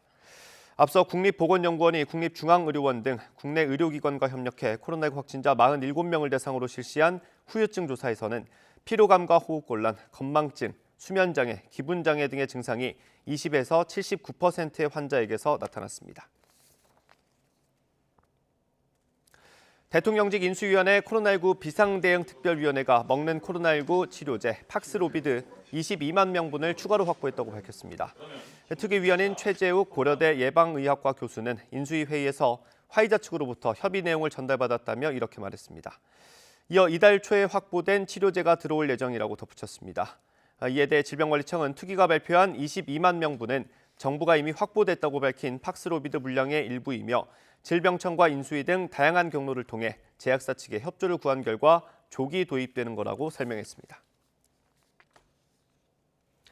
전기요금의 핵심 요소인 연료비 조정 단가가 동결됐지만 기준 연료비 등의 인상으로 오늘부터 전기요금에 이어 가스요금도 오릅니다. 산업통상자원부는 에너지 원가 상승에 따른 기준 원료비 조정에 따라 주택용, 일반용 도시가스 요금이 평균 1.8% 오른다고 밝혔습니다. 이번 조치에 따라 연중 가구당 평균 가스 요금은 월 860원 정도 오를 전망입니다. 조 바이든 미국 대통령이 러시아산 원유 금수 조치에 따른 유가 상승을 잡기 위해 6개월 동안 사상 최대 규모의 비축유를 방출하기로 했습니다. 러시아에 대한 추가 제재도 내놨는데 최대 반도체 생산 업체를 포함해 항공과 해운, 전자 분야 기업과 개인이 대상입니다. 워싱턴에서 강태욱 특파원의 보도입니다. 오펙과 러시아 등 주요 산유국들의 협의체인 오펙 플러스가 5월부터 하루 42만 2천 배럴을 증산하기로 했습니다. 기존 40만 배럴보다 소폭 늘어난 양입니다. 미국과 영국 등 서방이 요구한 증산에 생색만 낸 셈입니다. 코로나19 대유행이 시작된 2020년 당시 전체 감산 규모인 580만 배럴을 고려하면 늘린 것도 아니어서 고공행진을 하는 유가를 잡기에는 턱없는 수준입니다. 이에 따라 미국은 전략 비축유를 사상 최대 규모로 방출하기로 했습니다. 6개월 동안 하루 100만 배럴입니다. This is a wartime bridge to increase oil supply until production ramps up later this year. And it is by far the largest release of our national reserve in our history. It will provide historic amount of supply for a historic amount of time. 또 미국 내 원유 시추를 늘리기로 했습니다. 특히 석유 시추용 공공부지를 임대하고도 생산하지 않는 땅에는 과태료를 물리는 방안도 추진할 방침입니다. 여기에 클린 에너지로의 전환을 서둘러 전기차 배터리 등 생산에 필요한 필수 광물 증산을 지원하기로 했습니다. Ultimately, we and the whole world need to reduce our dependence on fossil fuels altogether. We need to choose long-term security over energy and climate vulnerability. 러시아에 대한 제재도 추가로 내놨습니다. 미국 재무부는 최대 반도체 생산업체 미크론을 포함해 초소형 전자부품 최대 수출업체 등 21개 기업과 관계자 13명을 제재 명단에 올렸습니다. 미국 등 서방의 제재가 이처럼 확대되고 있지만 러시아의 상위 20대 부호 가운데 절반가량은 아직 영향을 받지 않는 것으로 파악되고 있습니다. 유럽이 머뭇거리기 때문인데 러시아가 쥐고 있는 천연가스와 석유가 방패 역할을 한다는 분석입니다. 워싱턴에서 YTN 강태욱입니다. 조 바이든 미국 행정부의 역대 최대 규모 전략 비축유 방출 결정에 국제 유가가 큰 폭으로 떨어졌습니다. 현지 시간 지난달 31일 뉴욕 상업거래소에서 5월 인도분 서부 텍사스산 원유는 전날보다 배럴당 7% 내린 $100 28센트의 거래를 마쳤습니다.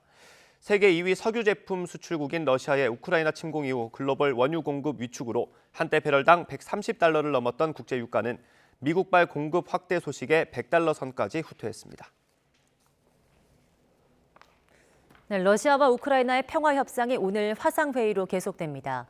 DPA 통신에 따르면 우크라이나 집권당 대표이자 평화협상 대표단장인 다비드 하라하미아는 소셜미디어를 통해서 평화협상이 온라인 형식으로 재개될 것이라고 전했습니다. 이어 이스탄불 협상에서 우크라이나는 양국 대통령 간 정상회담을 다시 한번 제안했다고 덧붙였습니다.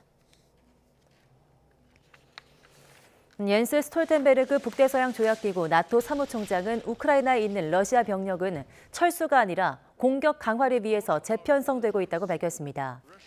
스톨텐베르그 사무총장은 현지 시간 31일 벨기에 브뤼셀에서 취재진에게 정보에 따르면 러시아 부대들은 철수가 아니라 위치를 변경하고 있다면서 러시아는 돈바스 지역에서 공격 태세를 재편성, 재보급, 강화하려 하고 있다고 말했습니다. 스톨텐베르그 사무총장은 동시에 러시아는 키이우와 다른 도시들에 대한 압박을 유지하고 있다면서 나토는 러시아의 추가적인 공격 행위가 있을 것으로 예상한다고 전망했습니다. 국회 외교통일위원회가 오는 11일 우크라이나의 젤렌스키 대통령의 국회 화상연설을 추진하고 있습니다. 민주당 소속 이광재 외통위원장은 SNS를 통해서 위원회 주관으로 4월 11일 오후 젤렌스키 대통령의 화상연설을 진행하는 방안을 우크라이나 측에 제안했다고 밝혔습니다. 이어 최종 조율만 남겨뒀다며 우크라이나 사태 인도적 위기 해결을 위해서 국제사회와 함께 힘을 모으겠다고 강조했습니다. 대통령 선거를 앞두고 윤석열 당선인 배우자 김건희 여사를 비판한 현수막을 70여 개 설치한 사람에 대해서 경찰이 압수수색을 벌였습니다. 당사자는 개인적으로 현수막을 걸었다는 입장인데요. 경찰은 조직적인 개입이 있었는지 들여다보고 있습니다. 정현우 기자입니다. 빨간 현수막에 윤석열 대통령 당선인의 배우자 김건희 여사의 이름이 적혀 있습니다. 김 여사의 허위 경력 의혹을 즉각 수사하라는 내용입니다. 같은 현수막 70여 개가 대선 전인 지난해 12월 31일부터 이틀에 걸쳐 인천 일대에 설치됐습니다. 현수막이 있던 곳입니다. 대부분 이런 지하철역 사거리나 대로변에 설치됐었습니다. 공직선거법상 대선 전 6개월 동안 후보자를 유추할 수 있는 시설물을 설치하는 건 선거에 영향을 미치기 위한 불법 행위로 금지돼 있습니다. 시민들로부터 신고를 받은 경찰은 설치 장소 주변 CCTV 영상을 확인해 현수막 설치 업체를 추적했고 제작 개시를 맡긴 50대 남성과 비용을 댄 40대 여성의 신원을 파악했습니다. 인천 전역에 동시다발로 현수막을 설치한 만큼 단순 게시자로 보기 어렵다고 판단해 자택과 차량을 압수수색했습니다. 이른바 윗선이 있거나 조직적으로 진행된 건지 확인에 나선 겁니다. 민주당 지지자인 50대 남성은 YTN 취재진과 통화에서 함께 입건된 여성에겐 도와달라고 부탁했을 뿐이고 모두 자신이 혼자 꾸민 일이라고 주장했습니다. 현수막 관련해서 공모자를 파악하기 위해 휴대폰을 압수수색한다고 되어 있어요. 이런 거 가지고 압수수색까지 하나 이런 생각에 좀 당황스러웠습니다.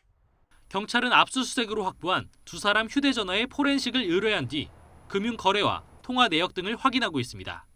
조만간 두 사람을 불러 정확한 사실관계를 조사할 계획입니다. YTN 정윤우입니다. 오늘부터 카페와 식당 등 매장에서 일회용품 사용이 제한됩니다.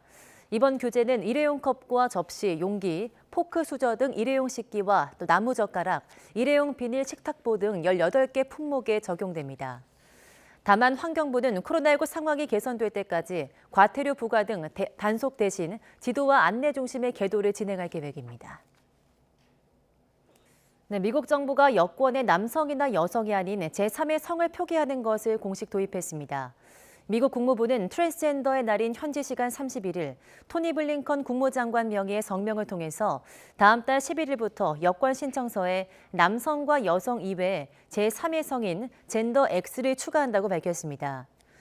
젠더 X는 성별 구분에 불편함을 느끼는 사람을 위해서 도입됐습니다. 국무부는 내년부터는 여권 이외 다른 서류에도 젠더 X를 추가할 방침입니다. 포근했던 어제와 달리 오늘은 아침 공기가 다시 차가워졌습니다. 현재 서울 기온은 4.7도로 예년 수준이지만 이 찬바람에 체감 온도는 이보다 1, 2도가량 더 낮게 나타나고 있는데요. 반면 한낮에는 서울 기온이 14도 선까지 올라서 일교차가 크게 벌어지겠습니다. 옷차림에 각별히 유의하셔야겠습니다. 오늘 아침까지 내륙 곳곳으로는 서리가 내리거나 얼음이 어는 곳이 있겠고요. 이 늦은 오후부터 또 밤사이 호남과 경남 곳곳으로는 비가 조금 내리겠습니다.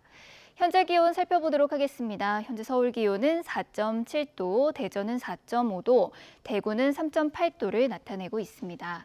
오늘 낮 기온은 어제와 비슷하거나 조금 더 높겠는데요. 오늘 서울의 한낮 기온은 14도, 대전과 대구는 15도, 광주는 17도, 부산은 13도로 예상되고 있습니다.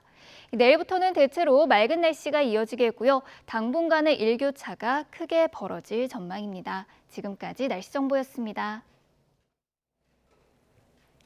네, 굿모닝 YTN 이어갑니다. 다음 주부터 적용될 사회적 거리두기 조정안이 오늘 발표됩니다. 정부는 다음 주부터 적용할 거리두기 조정안을 중앙재난안전대책본부 회의에서 확정해 오늘 오전에 발표합니다. 사적 모임 최대 인원을 2명 더 늘려 10명으로 식당, 카페 등의 영업시간은 1시간 연장해서 자정까지로 하는 방안이 유력한 걸로 전해졌습니다. 이번 조치에 따라 영업시간이 자정까지 연장되는 다중이용시설은 식당과 카페, 노래연습장, 목욕탕, 실내 체육시설, 유흥시설과 PC방, 영화관 등입니다. 앞서 대통령직 인수위원회가 영업시간 제한 폐지를 공개적으로 요청하고 나섰지만 잘못된 방역 신호를 줄 수 있다는 우려 등에 따라 우선은 1시간만 연장될 걸로 보입니다. 네, 어제 0시부터 밤 9시까지 전국 17개 시도에서 코로나19 확진자는 27만 1,599명으로 잠정 집계됐습니다. 그제 같은 시간 집계치인 31만 3,096명보다 4만 1,000여 명 적은 수치입니다. 오늘 0시 기준으로 발표된 신규 확진자는 이보다 더 많을 것으로 보입니다. 만 5살부터 11살의 백신 접종이 시작된 가운데 만 9살 이하 소아 2명 가운데 1명이 코로나19에 감염된 걸로 나타났습니다. 어제 0시 기준 0살에서 9살 소아 누적 확진 규모는 165만 1,913명에 달합니다. 지난해 12월 기준 해당 연령 인구의 거의 절반에 가까운 43.9%가 확진된 겁니다.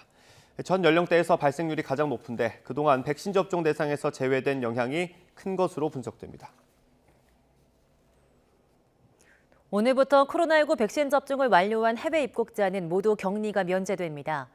정부는 베트남과 미얀마, 우크라이나 등 3개국에서 입국하는 사람들은 백신 접종력과 관계없이 일주일간 자가 격리하도록 하는 기존 계획을 철회하고 격리 면제 제외 국가 지정을 모두 해제한다고 밝혔습니다. 방역당국은 국가별 위험도 분석과 해외 유입 확진자 현황 등을 종합적으로 고려해서 해제했다고 설명했습니다. 코로나19 확진자 5명 가운데 최소 1명 이상이 완치 이후에도 원인을 알 수 없는 피로감이나 건망증 등을 겪는 걸로 나타났습니다. 이런 증상이 2달 이상 계속되는 걸 롱 코비드 장기 후유증이라고 하는데요. 방역당국이 이에 대해서 대규모 조사를 진행하기로 했습니다. 이영환 기자입니다.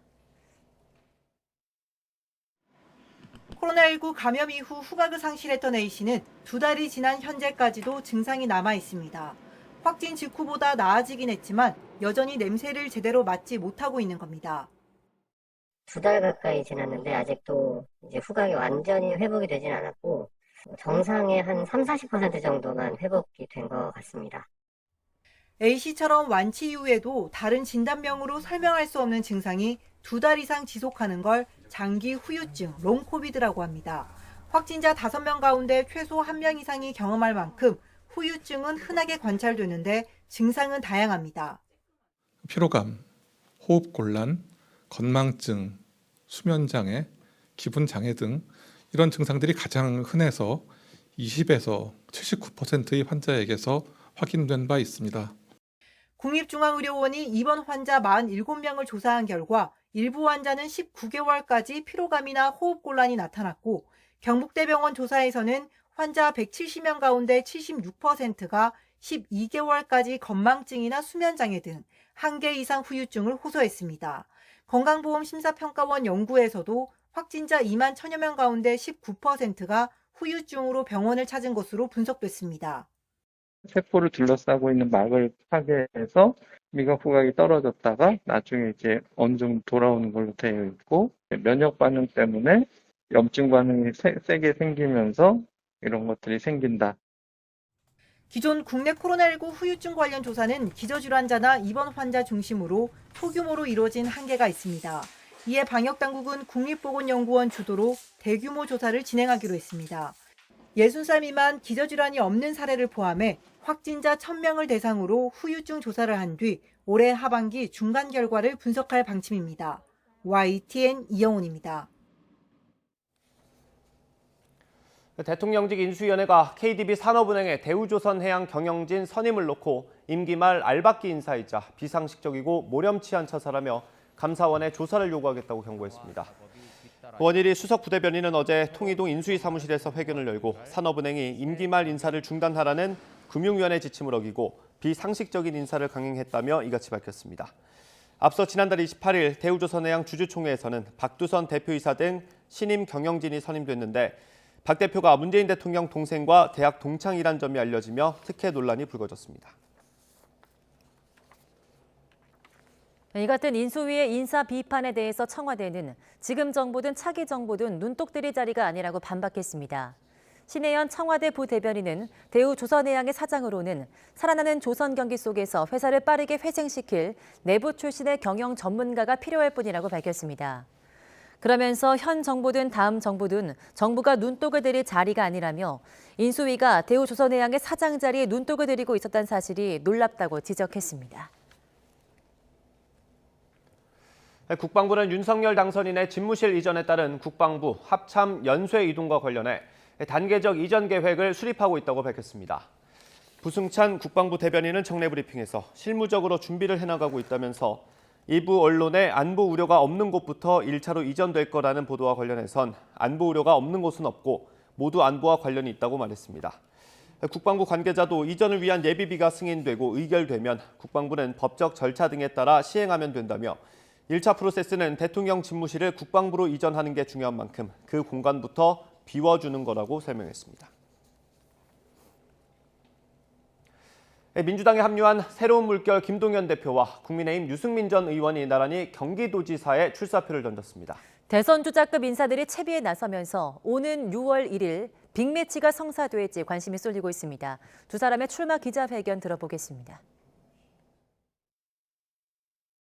이제 경기도를 새롭게 바꾸는데 저의 모든 것을 걸겠습니다.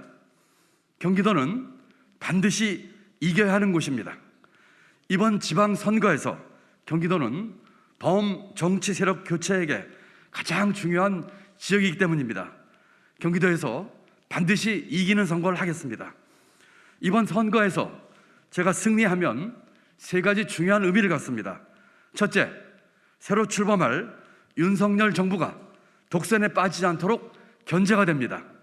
둘째, 이재명과 함께한 경기도에서 김동연이 약속을 지키게 됩니다. 셋째, 정치 교체가 본격화될 것입니다. 23년째 정치의 한복판에서 바람과 서리를 맞으며 키워온 저의 모든 역량을 쏟아부어 경기도를 위해, 대한민국을 위해 저를 바치겠다는 약속을 드립니다. 경기도는 인구 1,400만 명, 대한민국 경제와 산업의 중심이고 국가 안보의 보루입니다. 경제와 안보에서 평생 고민하고 해법을 찾아온 저의 인생을 경기도 발전을 위해 바치겠습니다. 따뜻한 공동체, 정의로운 세상을 꿈꾸는 개혁 보수의 정치를 경기도에서 꽃 피우겠습니다. 더불어민주당 송영길 전 대표는 서울시장 출마 여부와 관련해서 오늘 정도에는 결정하려 한다고 말했습니다. 송 전 대표는 민주당 의원총회에 참석하기 전 기자들과 만나 SNS에 입장을 올리겠다며 이같이 밝혔습니다. 그러면서 민주당이 서울시장 선거를 포기하듯이 가버리면 전국에 영향을 미치게 된다고 덧붙였습니다. 박근혜 전 대통령의 측근인 유영하 변호사가 대구시장 출마를 결정한 가운데 오늘 오전 대구에서 기자회견을 열고 대구시장 출마를 결심한 이유와 각오를 밝힐 예정입니다. 유 변호사는 지난해 말 특별 사면된 박근혜 전 대통령의 탄핵 심판 법률 대리인을 맡아 4년 동안 소송을 이끌어왔습니다.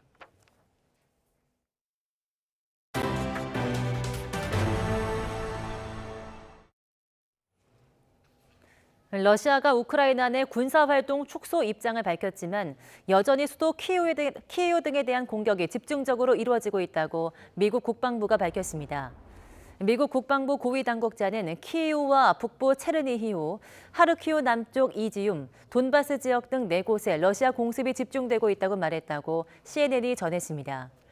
앞서 지난 29일 러시아는 우크라이나와의 협상에 진전이 있었다면서 신뢰 구축 차원에서 군사활동을 축소하겠다고 한 데 이어서 키이우 등에 배치된 러시아군을 재편성할 것이라고 밝혔습니다. 러시아와 우크라이나의 평화협상이 오늘 화상회의로 계속됩니다. DPA통신에 따르면 우크라이나 집권당 대표이자 평화협상대표단장인 다비드 하라하미안은 소셜미디어를 통해서 평화협상이 오늘 온라인 형식으로 재개될 것이라고 전했습니다. 이어 이스탄불 협상에서 우크라이나는 양국 대통령 간 정상회담을 다시 한번 제안했다고 덧붙였습니다. 중국은 러시아의 우크라이나 침공을 묵인하고 있지만 협상을 통한 사태 해결을 촉구하고 있습니다. 러시아를 외교적으로 지지하면서도 또 독일과 프랑스 등 유럽 국가들을 의식해서 수위를 조절하고 있습니다. 베이징에서 강상훈 특파원이 보도합니다. 중국은 안후이성에서 열린 러시아와의 대면 외교장관 회담에서 협력을 강화하기로 합의했습니다. 러시아의 우크라이나 침공을 묵인하는 입장을 한 번 더 확인한 셈입니다. 왕이 외교부장은 그러나 러시아와 우크라이나가 협상을 통해 사태 악화를 막아야 한다고 말했습니다. 就政治解决方案形成共识，避免局势进一步升级，早日恢复和平。 라브로프 장관도 우크라이나와의 평화협상 과정을 설명하면서 중국의 체면을 세워줬습니다. Мы расцениваем результаты переговоров, которые вчера состоялись в Стамбуле, как позитивное продвижение вперед. 러시아의 군사적 지원 요청에 선을 긋고 있는 중국은 협상을 통한 해결을 거듭 강조하고 있습니다. 시진핑 국가주석도 유럽연합과의 화상 정상회담에서 이런 입장을 재차 표명할 걸로 예상됩니다. 러시아를 자제시켜달라는 독일, 프랑스 등 유럽연합 국가들의 요구에 일부 부응하는 모양새입니다. 시 주석은 유럽 국가들과의 경제협력 확대 의지도 나타낼 것으로 보입니다. 중국은 미국과는 대립각을 세우면서 유럽연합에 대해서는 수위를 조절하며 차별화된 대응을 하고 있습니다. 베이징에서 YTN 강성웅입니다. 조 바이든 미국 행정부의 역대 최대 규모 전략 비축유 방출 결정에 국제 유가가 큰 폭으로 떨어졌습니다. 현지 시간 지난달 31일 뉴욕 상업거래소에서 5월 인도분 서부 텍사스산 원유는 전날보다 배럴당 7% 내린 $100 28센트의 거래를 마쳤습니다. 런던 IC 선물거래소에서의 5월물 브렌트유는 현지 시간 오후 7시 50분 기준 배럴당 5.4% 내린 $107 29센트에 거래되고 있습니다. 앞서 바이든 대통령은 대국민 연설을 통해서 앞으로 6개월간 하루 100만 배럴의 비축유를 방출하겠다고 발표했습니다. 우크라이나 사태의 여파가 일본 사람들의 생활에도 본격적으로 영향을 미치게 됐습니다. 밀가루와 식용유 등 식자재를 포함해서 이달부터 생활 물가가 줄줄이 오르는데요. 엔화 가치까지 떨어져서 부담이 가중되고 있습니다. 도쿄에서 이경아 특파원이 보도합니다. 일본 도쿄 시내의 한 식당. 음식에 쓰는 밀가루 값이 20% 가까이 오르는 것을 시작으로 식용유와 소스 등 수입 식자재 값도 속속 인상될 예정입니다. 경영진 입장에서는 고민이 이만저만 아닙니다. 実際にじわじわと上がっボディーブローのように効いてくるのはこれからだと思いますので 국제 원유가가 급등하면서 석유 관련 제품을 쓰는 업종도 직격탄을 맞았습니다. 택시 등 교통 물류 관련 회사부터 세탁소까지 소비자 가격을 올리지 않으면 안 되는 상황이라고 고충을 호소하고 있습니다. 仕事で使うもの全てが値上がりしてるんで自分家で何とかするっていうことはもう無理だとは思うんで 일본 상공회의소 조사 결과 90%를 넘는 중소기업이 우크라이나 사태가 현재 경영에 영향을 주고 있거나 앞으로 영향이 우려된다고 답했습니다. 원자재값 상승도 문제지만 엔화 가치가 6년여 만에 최저 수준으로 떨어진 것도 부담을 더하고 있습니다. 같은 값의 수입품을 들여오더라도 전보다 더 많은 비용을 내야 하기 때문입니다. 急速な変動は望ましくないと考えており、特に最近の円安の進行を含め、為替市場の動向や日本経済への影響をしっかりと緊張感を持って注視をしてまいりたいと考えております。 이런 상황 속에 일본 정부는 2조 엔, 우리 돈으로 20조 원 규모의 긴급 경제 대책을 내놓는 것을 검토하고 있습니다. 러시아와 우크라이나의 정전 협상이 돌파구를 찾지 못하면서 경제에 미칠 악영향을 최소화하기 위해 고심하고 있습니다. 도쿄에서 YTN 이경아입니다. 미국 정부는 북한이 핵실험 준비를 시작했다고 여기고 있다고 CNN이 보도했습니다. CNN은 현지 시간 31일 5명의 미국 당국자를 인용해서 북한이 최근 함경북도 길조군의 풍계리 핵실험장에서 갱도 굴착과 건설 활동을 다시 시작했다면서 이는 핵실험 재개를 위한 중요한 작업이라고 전했습니다. 북한이 4년 전 폭파한 풍계리 핵실험장 복구 작업의 속도를 높이고 있다는 한국 측 평가와 일치하는 정황입니다. 북한은 올해 들어 2단 탄도미사일 시험 발사에 나선 데 이어서 지난 24일에는 ICBM 시험 발사까지 재개하면서 머지않아 핵실험에도 나설 것이란 관측이 나오고 있습니다. 네, 한미 합참의장이 고도화된 북한의 핵미사일 상황을 반영해서 새로운 작전 계획을 작성하기 위한 SPD, 즉 전략기획 지시에 서명했습니다. 앞으로 한미군당국은 미국의 전략 상황 변화와 또 인구절벽으로 변화를 맞이한 한국군 구조 등을 반영해서 새로운 작전 계획을 수립할 전망입니다. 보도 이승윤 기자입니다. 원인철 합참의장이 마크 밀리 미 합참의장과 만나 새로운 전략기획 지침 SPG에 따라 발전시킨 전략기획 지시 SPD에 서명했습니다. SPG가 한반도 유사시 한미연합군 전력이나 중국 등 주변국 변화 등을 고려해 대응 방향이나 목표를 제시한 큰 틀의 지침이라면 SPD는 한미연합군의 북핵, 미사일 공격에 대한 대응 등을 구체화하기 위해 작전 계획을 발전시키는 것을 의미합니다. 이를 근거로 한미 군당국은 유사시에 대비한 새로운 작전 계획을 만드는 작업에 착수합니다. 북한의 위협 변화, 또 저희 군 자체적인 국방력 2.0으로 인한 변화, 또 이런 연합 주의 구조에 대한 변화 이런 것 등등을 담고 또 제반 전략적인 환경 등을 담을 작전 계획이 필요하다는 인식을 같이 하였고요. 새 작전 계획엔 북핵, 미사일 고도화와 인구 감소에 따른 국방 개혁을 반영한 한국군 구조 변화 등 2010년 이후 계획된 작계 5015에 반영되지 못한 내용이 포함될 전망입니다.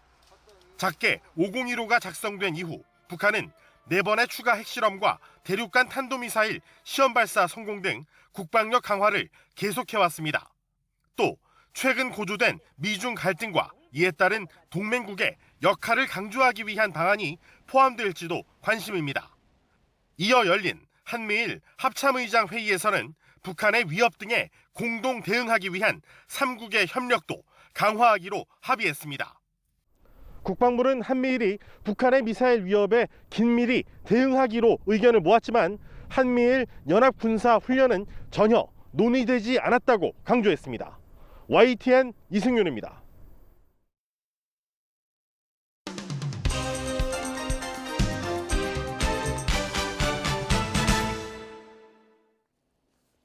네, 4월의 첫날입니다. 오늘 아침 신문 살펴보겠습니다. 이현웅 아나운서가 주요 내용 정리했습니다. 어서 오십시오. 안녕하십니까? 네.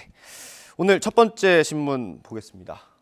제목대로 좀 거칠어졌네요. 제목이. 신구 권력의 충돌 얘기인가요 또? 맞습니다. 사실 화기애애했다라고 얘기가 들렸던 청와대 만찬 3일 전이었는데요. 네. 다시 양측의 입이 거칠어진 모습입니다. 그 중심에는 대우조선해양 경영진의 인사 문제가 있었는데 네. 대우조선해양이 최근에 박두선 신임 대표를 선출했습니다. 네. 근데 인수위 측이 이 임명을 놓고서는 알박기다, 비상식적, 모렴치하다, 직권남용 소지가 있다 같은 표현으로 비판했습니다. 예. 박두선 대표가 문재인 대통령 동생과 대학 동창이라는 점을 문제 삼은 건데요. 예. 청와대는 오히려 인수위가 이 자리에 눈독을 들이고 있었다는 게 놀랍다라는 입장을 낸 상황입니다. 예. 우리가 관여할 인사가 아니라는 취지의 반박인데 중앙일보 기사를 보면요. 이거 말고도 뭐 2차 추경이라던가 예. 집무실 이전, 임대차 3법에 대해서도 여전히 의견 차이가 있다라고 설명을 하고 있었습니다. 예, 근데 이 대우조선해양은 사실 우리가 알기로는 공기업이 아니고 민간 기업이잖아요. 예, 그렇습니다. 왜 여기 대표를 놓고 이렇게 갈등을 빚어야 되는지 좀 궁금한데요. 맞습니다. 아마 이번 논란을 보면서 공기업이었나 이렇게 생각하시는 분들도 계실 것 같은데요. 예. 이 사정을 알고 보면 약간 복잡한 면이 있습니다. 예. 조선일보랑 한겨레 신문이 약간 논조를 다르게 해서 실어놨는데 예. 하나씩 보도록 하겠습니다. 먼저 조선일보가 그래픽으로 잘 정리를 해놨는데요. 네. 민간 기업인 건 맞습니다. 그런데 산업은행이 전체 지분의 절반 이상 55.7% 정도의 지분을 가지고 있습니다. 예. 그리고 이 산업은행은 정부가 전체 지분을 가지고 있는 국책은행입니다. 예. 그리고 대우조선해양에 투입된 공적 자금이 7조 원이 넘는다는 점도 눈에 띕니다. 예. 인수위 측은 이런 배경 때문에 사실상 공기업으로 봐야 한다 이렇게 주장을 하고 있는 상황입니다. 예. 그리고 또 경영진을 추천하는 경영정상화관리위원회가 산업은행 관련된 인사가 많기 때문에 예. 독립적이지 않다라는 점도 지적을 하고 있었습니다. 여기에다가 산업은행 이동걸 회장이 친정부 성향이다라는 점도 함께 언급을 했습니다. 자, 반대로 한겨레 신문을 보시죠. 뭐 산업은행이 55.7%를 가지고 있다고 하더라도 예. 그렇다면 반대로 말해서 일반 주주 지분이 40%가 넘는 상장 기업이다. 이런 기업의 인사에 개입하려 한다는 건 좀 부적절하다. 이렇게 예. 비판을 하고 있었습니다. 박두선 사장은 후보 추천과 또 주주총회 같은 정식 절차에 따라서 선출이 됐고 대우조선해양은 감사원의 감사 대상도 아니라는 점을 지적하고 있었습니다. 예. 또 금속노조 대우조선지회의 성명도 함께 소개하고 있었는데요. 이 노조는 현장을 잘 아는 내부 인사가 선임돼야 한다는 입장을 유지하면서 박두선 사장이 이에 벗어나지 않았다라고 밝혔습니다. 네. 역시나 또 근거 없이 정치적으로만 이용하려는 건 보기 좋지 않다라고 비판하기도 했습니다. 그렇군요. 네, 다음 기사 보겠습니다. 부동산 관련 기사인 것 같은데, 네, 인수위가 그 양도세 관련한 정책을 발표했어요. 어떤 내용인가요? 그렇습니다. 이르면 이번 달부터인데 1년 동안 다주택자에 대한 양도세 중과를 면제해주는 방안을 발표를 했습니다. 네. 이렇게 미리 발표한 거는 미리 준비하고 또 팔 수 있는 시간을 주기 위해서라는 게 인수위의 입장이고요. 예. 민주당도 인수위가 내놓은 방안에 더해서 추가로 더 완화된 대책을 추진하기로 했기 때문에 예. 뭐 다주택자 양도세 중과 면제는 앞으로 더 탄력을 받을 것으로 보입니다. 이 중과 배제 전후의 세액 변화를 나타내는 그림도 함께 이 기사에 실려 있었는데요. 예. 보시면은 뭐 현재 수준에 비해서 한 30에서 40% 정도 세금이 낮아지는 것을 확인할 수가 있습니다. 예. 뭐 그렇기 때문에 전문가들은 이번 조치로 인해서 매물이 나올 것이다. 그리고 집값이 다소 안정될 것이다. 이렇게 전망을 하고 있었는데요. 네. 모든 전문가가 그렇게 보는 것은 또 아니었습니다. 반대 입장도 있었는데 반대로 회의적인 입장에서 보면요. 재건축이나 재개발 규제 완화가 지금 앞으로 또 나올 것으로 보이고 예. 또 다주택자에 대한 추가 규제 완화 기대감도 있기 때문에 이런 다주택자들이 버티기에 돌입할 가능성도 있다. 네. 이렇게 보고 있었습니다. 그렇군요. 부동산 시장이 어떻게 반응할지 좀 더 지켜봐야겠습니다. 네, 다음 기사 보겠습니다. 네, 지방선거 얘기 있죠. 6.1 지방선거, 경기도지사 선거가 특히 빅매치가 좀 될 것으로 기대가 되죠. 그렇습니다. 어제 이제 나란히 출마를 공식화한 인물들이 있죠. 김동연 대표 그리고 유승민 전 의원이었는데 네. 그렇다 보니까 이 경기지사 과연 뭐 누가 최종 후보로 나설지 그리고 누가 승리할지 큰 관심이 몰리고 있습니다. 네. 물론 아직까지 김동연 대 유승민으로 확실하게 굳어진 건 아닙니다. 예. 뭐 그 인물들 지금 아래 나온 사진을 보면 뭐 작은 얼굴들이 있는데요. 예를 들어 민주당 쪽에서는 안민석, 조정식, 뭐 염태영 예. 이미 출마 선언을 했고 또 예. 최재성 전 정무수석 같은 경우도 거론이 되고 있는 상황이고요. 예. 또 오른쪽에 유승민 의원 밑에도 뭐 심재철, 김은혜 그리고 윤희숙 등등의 인물들이 거론이 되고 있는 상황입니다. 만약에 이 두 지금 크게 나온 인물들 김동연 대표, 유승민 전 의원이 당내 경선을 통과하게 되면 지난 대선에서 대권 주자였던 두 인물이 맞붙게 되기 때문에 예. 이른바 이제 빅매치다 이렇게 부르고 있고요. 두 인물 외에도 지금 뭐 누가 될지 확실한 건 아니기 때문에 조금 더 지켜봐야 하는 그런 상황입니다. 예. 이 인물들 사이에는 지난 대선의 경기도 표심도 함께 나타나고 있는데 경기도 표심 지난 대선 결과를 보면 민주당 쪽, 그러니까 이재명 후보에게 투표한 인원이 조금 더 많았던 걸 확인할 수 있습니다. 예. 이제 지방선거가 2달 정도 남았는데 지방선거 승패의 가늠자라고 평가받는 곳이 이제 서울과 경기 아니겠습니까? 예. 그렇다 보니까 이 경기지사 선거가 어떻게 진행될지 계속 관심을 모을 것 같습니다. 예, 뭐 방금 말씀하셨는데 서울시장도 사실 궁금합니다. 지금 민주당에서 송영길 전 대표가 나오냐 마냐 얘기가 있는데 그렇습니다. 당내 분위기는 좀 어떤지 기사 있을까요? 네, 다음 기사 보면서 설명을 드리겠습니다. 아래쪽에 있는 기사인데요. 예. 지금 당내 분위기가 다소 엇갈리는 모습입니다. 한겨레 신문에 나온 기사를 보면 이재명계를 중심으로 한 의원들이 이른바 송영길 차출론을 띄우고 있다라고 했고요. 예. 반대로 또 당내에서는 서울 지역 의원 20여 명이 긴급 회동을 열었다고 합니다. 그래서 송영길 차출론에 대한 불만과 우려를 나타내면서 이 새 인물을 발굴할 필요성에 대한 얘기를 함께 나눴다고 합니다. 네. 그동안 송 전 대표는 좀 다소 모호한 입장을 밝혀왔는데 네. 선거에 나오기 위해서는 4월 2일, 그러니까 내일까지는 서울로 주소지를 이전해야 하는 상황입니다. 예. 일각에서는 송 전 대표가 아들의 서울 집으로 주소지를 옮길 가능성이 있다 이렇게 보고 있었는데 예. 뭐 내일까지 굳이 기다릴 필요도 없어진 게요. 오늘 송 전 대표가 SNS를 통해서 입장을 밝히겠다고 한 상황입니다. 예. 뭐 지금 제가 들어오기 전까지 보니까 아직은 나오지 않고 있는데 뭐 오늘 중에 밝히겠다고 했으니까 조금만 더 기다려 보시면 될 것 같습니다. 그러게요. 나오는 대로 저희가 정리해서 전해드리도록 하고요. 다음 기사 보겠습니다. 네, 박범계 법무부 장관의 수사지휘권이 오늘 또 기사에 많이 나왔더라고요. 맞습니다. 이 내용이 조금 복잡할 수도 있을 것 같은데 설명을 좀 해주시죠. 이 한동훈 사법연수원 부원장의 검언유착 의혹 사건, 그리고 윤석열 당선인 처가와 관련한 도이치모터스 주가 조작 의혹 사건에 대해서 검찰총장의 수사지휘권을 원상 회복하는 방안을 검토했다라는 내용인데, 예. 그러니까 이게 좀 거슬러 올라가야 됩니다. 추미애 전 장관 시절인데요.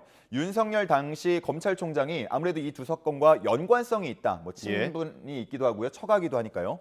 연관성이 있다라고 해서 검찰총장의 수사 지휘 권한을 배제한 바 있습니다. 예, 수사 이게- 지휘를 못하도록 했는데 이걸 그렇죠. 다시 복원하기 위한 수사 지휘권을 발동하냐 마냐 이 상태였던 그렇습니다. 거죠. 예. 그게 당시에 이제 윤석열이라는 인물에 대해서 한 게 아니고 예. 검찰총장이란 직위에 대해서 한 거기 때문에 이 직위에 대해서 지금 검찰총장은 바뀌었지만 예. 다시 나설 필요가 있다라는 거고요. 근데 이 조치에 대해서 법조계와 야권의 반발이 있었고 또 심지어는 친정부 검사들까지 만류에 나섰다고 합니다. 예. 그래서 결국은 현재로서는 논의가 중단된 상태라고 합니다. 이 김호수 총장이 취임한 게 10개월이 지났는데 이제 와서 갑자기 검찰총장 지휘권을 복원하려고 하는 게 이게 타이밍이 적절하냐, 뭐 이런 얘기가 지금 나오고 있는 거고요. 예. 한동훈 부원장을 이제 피의자 신분으로 묶어서 네. 요직에 앞으로 기용되는 걸 막으려고 하는 거 아니냐라는 추측도 함께 나오고 있는 상황이라고 합니다. 뭐 이에 대해서 박범계 장관은 대선이 있었다 보니까 대선 전에는 어떤 식으로도 영향을 미칠 수 있기 때문에 이걸 그냥 대선 후로 미뤄둔 것뿐이다, 이렇게 지금 답변을 한 상황이고요. 당장은 논의가 중단이 됐지만 박범계 장관은 앞으로 더 협조를 구하겠다라는 취지의 발언을 했기 때문에 예. 여지가 조금은 남아있다라고 기사에서 설명하고 있었습니다. 네, 그렇군요. 다음 코로나19 관련 기사 보겠습니다. 오늘 오전에 이제 새롭게 적용된 거리두기 지침이 나올 텐데 대략 윤곽은 나온 것 같아요. 그렇습니다. 지금 제목에서 보시는 것처럼 뭐 거리두기 사적 모임 인원은 10인, 그리고 영업시간 제한은 자정까지로 가닥이 잡힌 것 같습니다. 예. 2주 동안 적용될 예정이고요. 그런데 이제 인수위 측에서는 계속해서 영업시간 완전 해제를 얘기하고 있지 않습니까? 예. 이거는 이제 2주 뒤에 적용될 가능성이 크다, 이렇게 신문은 보고 있었습니다. 예. 근데 제목 뒤에를 더 보시면요. 3월 코로나 사망자 수가 암을 앞질렀다라는 내용도 있는데 예. 이 신문에 나온 그래프를 함께 보시죠. 이 집계가 시작된 1995년 이후 월간 기준 특정 사망 원인으로 8,000명 넘게 숨진 건 이제 올해 3월 코로나로 인한 게 처음이라고 합니다. 예. 그 전까지만 해도 2020년 1월 암으로 7,290명이 사망했던 게 최다였는데 이거를 훨씬 더 앞지른 모습이고요. 신문에서는 이 8,100명대 외에도 더 많아질 가능성이 있다라고 얘기를 하는데요. 저희가 전에도 한번 짚어드렸는데 초과 사망자라는 게 예. 있지 않습니까? 그러니까 확진 후에 사망하는 경우 외에도 감염은 됐는데 확진 판정을 받기 전에 숨지는 경우라던가 아니면 병상 부족 탓에 치료를 받지 못하고 숨지는 경우, 뭐 이런 것까지 다 합치면 8,000명보다 훨씬 더 많을 수 있다, 그런 내용입니다. 예. 이 초과 사망자를 좀 추정해 볼 수 있는 게 화장 건수인데요. 그러니까 그동안 사망하면 이제 보통 화장을 하기 때문에 예. 화장 건수로 추정을 해볼 수 있습니다. 3월 기준, 올해 3월 기준 이제 연도별 화장 건수를 비교한 건데요. 예. 2019년부터 2021년까지는 한 2만 1,000명에서 2만 4천 명대로 나타났는데 올해 3월 같은 경우는 이게 38,000건까지 확실하게 늘어난 모습을 볼 수 19년이랑 있습니다. 비교하면 거의 2배 가까운 수준이네요. 그렇습니다. 그러다 보니까 이제 초과 사망자가 이렇게 많을 수 있다라는 걸 나타낸 그래프고요. 뭐 이러다 보니까 시신 보관이 제대로 되지 않고 있는 경우도 있다고 많이 알려지고 있고 또 장례용품도 현재 품귀 현상을 빚고 있다고 합니다. 예, 저희가 현장 기자들이 많이 전해드렸죠. 장례식장도 그렇고 화장터도 많이 힘들다라는 소식 전해드렸는데 이게 빨리 해결이 됐으면 좋겠습니다. 다음 기사 보겠습니다. 네, 월드컵 관련 소식. 손흥민 선수가 보이고 이거 공인구죠? 그렇습니다. 이름이 뭡니까? 공인구 이름이 알릴라입니다. 이게 예. 아랍어로 여행을 뜻하고요. 예. 혹시 앵커님 그 기억에 남는 뭐 공인구, 월드컵 공인구가 있습니까? 예, 뭐 사실 어렸을 때는 외우고 다녔는데 지금은 사실 기억이 잘 안 납니다. 저 아마 많은 분들께서 2002년에 이제 우리가 월드컵을 개최했을 때 피버노바 정도 기억을 하실 예, 것 같은데요. 이 공인구에 대한 관심은 늘 월드컵이 열릴 때마다 큽니다. 네. 이번에 이제 주인공이 된 알릴라 같은 경우는 이제 여행을 뜻한다고 해서 아디다스 쪽에서는 이제 모든 국가들이 함께하는 하나의 여정이다, 여행이다 이렇게 얘기를 하고 있습니다. 예. 이번 공인구 모델이 메시 선수 그리고 여기 나와 있듯이 지금 손흥민 선수가 공식 모델입니다. 예. 굉장히 좀 뿌듯하고 자부심이 들 만한 그런 사진이었고요. 이 손흥민 선수가 손가락 끝에 알릴라를 올려놓고 있는 사진 보시면 아마 기분이 다들 좋아지실 것 같습니다. 뭐 지금 사진 나와 있는데요. 보면은 자주색도 있고요. 또 파란색도 있고요. 그다음 노란색도 이렇게 나오면서 좀 화려한 그런 공인구의 모습 보실 수가 예. 있습니다. 이 공인구의 특징이라고 한다면요. 한 20개 정도의 여러 가지 돌기가 좀 들어가면서 더 빠르고 정확하게 슈팅이 날아간다는 점을 꼽았고요. 예. 또 되게 신기한 게 친환경 잉크랑 친환경 접착제가 쓰였다고 합니다. 네. 그래서 지속 가능한 뭐 그런 문제도 함께 논의가 되고 있다고 합니다. 예. 우리 K리그 같은 경우도 5월부터 이 공인구를 사용할 예정이라고 하는데 우리 선수들도 이 공인구에 적응할 시간은 꽤 충분해 보입니다. 예, 이 공인구에 들어가는 이런 기술들이 사실 경기력을 끌어올리는 데 많이 영향을 주잖아요. 그렇습니다. 재밌는 경기도 많이 나왔으면 좋겠고. 보통은 이제 공격수들이 좋아할 만한 방향으로 항상 바뀌더라고요. 그렇죠. 골키퍼는 좀 곤혹스럽고. 골키퍼들이 힘들 것 같습니다. 예. 그리고 이제 내일 새벽이죠. 내일 새벽에 조추첨이 있으니까 그 결과도 함께 지켜보시면 좋을 것 같습니다. 네, 새벽 1시입니다. 예. 마지막 기사 보겠습니다. 네, 오른쪽 위에 있는 사진이네요. 아주 어제 특별한 결혼식이 있었죠. 그렇습니다. 배우 현빈 씨와 손예진 씨가 어제 결혼식을 열었습니다. 조금 과장해서 표현한 기사들은 보면은 뭐 세기의 결혼식이다까지 얘기를 하고 있던데 대부분 이제 두 사람의 본격적인 만남 계기가 됐던 게 이제 아무래도 사랑의 불시착이라는 드라마다 보니까 이 드라마 제목을 인용해서 사랑의 안착이다 혹은 결혼에는 잘 도착했다 뭐 이런 식으로 기사를 썼습니다. 결혼식은 어제 오후 4시에 있었는데요. 평일 오후 4시에 진행되는 결혼식이라고 하니까 확실하게 이게 평범하진 않았다. 그렇습니다. 뭐 이렇게 볼 수가 있겠고요. 비공개로 진행이 됐고 양가 부모와 지인들만 모여서 진행을 했다고 합니다. 결혼식 사회는 이제 박경림 씨가 맡았다고 하고요. 배우 장동건 씨가 축사를 했고 가수 거미 씨와 김범수 씨가 축가를 불러줬다고 합니다. 이렇게 2년간의 교제를 마치고 이제는 부부로서 첫걸음을 함께 하게 됐는데 앞으로 좀 행복했으면 좋겠고요. 그리고 연기로도 계속 좋은 작품 또 나서줬으면 좋겠다는 생각도 듭니다. 네, 오늘 말씀은 여기까지 정리하겠습니다. 고생하셨습니다. 감사합니다.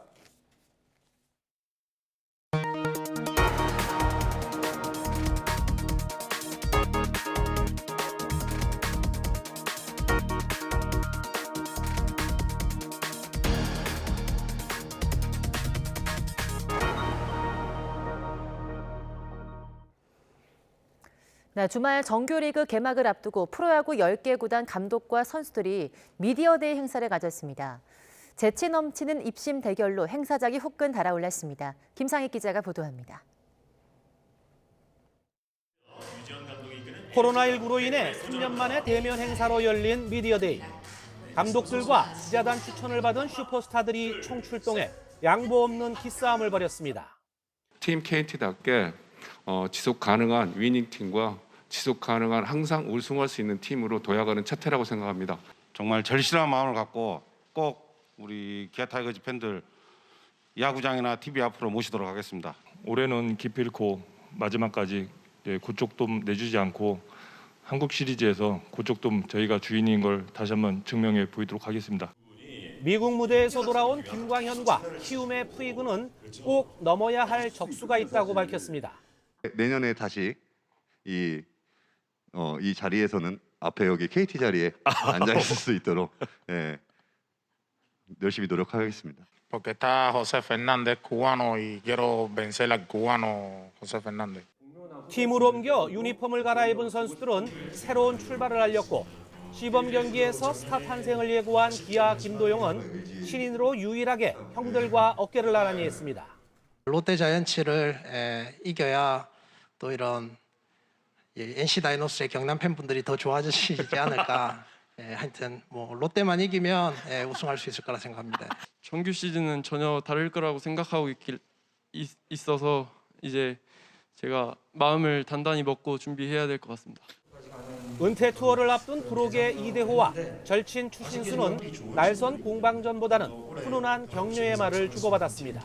올해 더 좋은 성적을 가지고 더 잘했으면 좋겠다는 말을 해주고 싶습니다. 이렇게 박수를 받고 떠날 수 있다는 게 친구로서 부럽고 대단하다고 저는 이야기해주고 싶고 개막전에는 기아가 양현종을 선택하는 등 3개 구단이 국내 선수를, 나머지 7개 구단이 외국인 선수를 선발로 예고했습니다. YTN 김사익입니다. 프로농구 서울 SK가 2년 만에 통산 3번째 정규리그 1위를 확정했습니다. SK는 고양 원정 경기에서 오리온의 92대 77로 승리해 남은 3경기 결과와 관계없이 1위로 4강 플레이오프에 직행했습니다. 컵대회 정규리그를 석권한 SK 전희철 감독은 프로농구 역사상 처음으로 대행 기간 없이 데뷔 시즌에 우승한 사령탑으로 이름을 남기면서 챔피언 결정전에서 구단 첫 통합 우승에 도전합니다. 네, 코로나19로 전국 최대 벚꽃 축제인 창원 군항제도 3년째 열리지 못하고 있습니다. 올해도 벚꽃은 예년과 마찬가지로 활짝 펴서 아름다운 자태를 뽐내고 있다고 하는데요. 코로나19 걱정 없이 차를 타고 즐기는 벚꽃놀이 명소를 OTN 기자가 소개합니다. 전국 최대 벚꽃 축제인 진해 군항제. 코로나19 탓에 축제는 3년 연속 취소됐습니다. 하지만 올해도 35만 그루 벚나무는 꽃을 활짝 피워 뽀얀 자태를 뽐냅니다. 진해로 들어가는 관문 가운데 하나인 마진터널. 능선을 따라 꼬불꼬불 이어진 도로에는 새하얀 벚꽃 터널이 만들어졌습니다. 하늘을 뒤덮은 꽃잎, 그 꽃잎에 겹친 상충객 얼굴까지 활짝 피었습니다.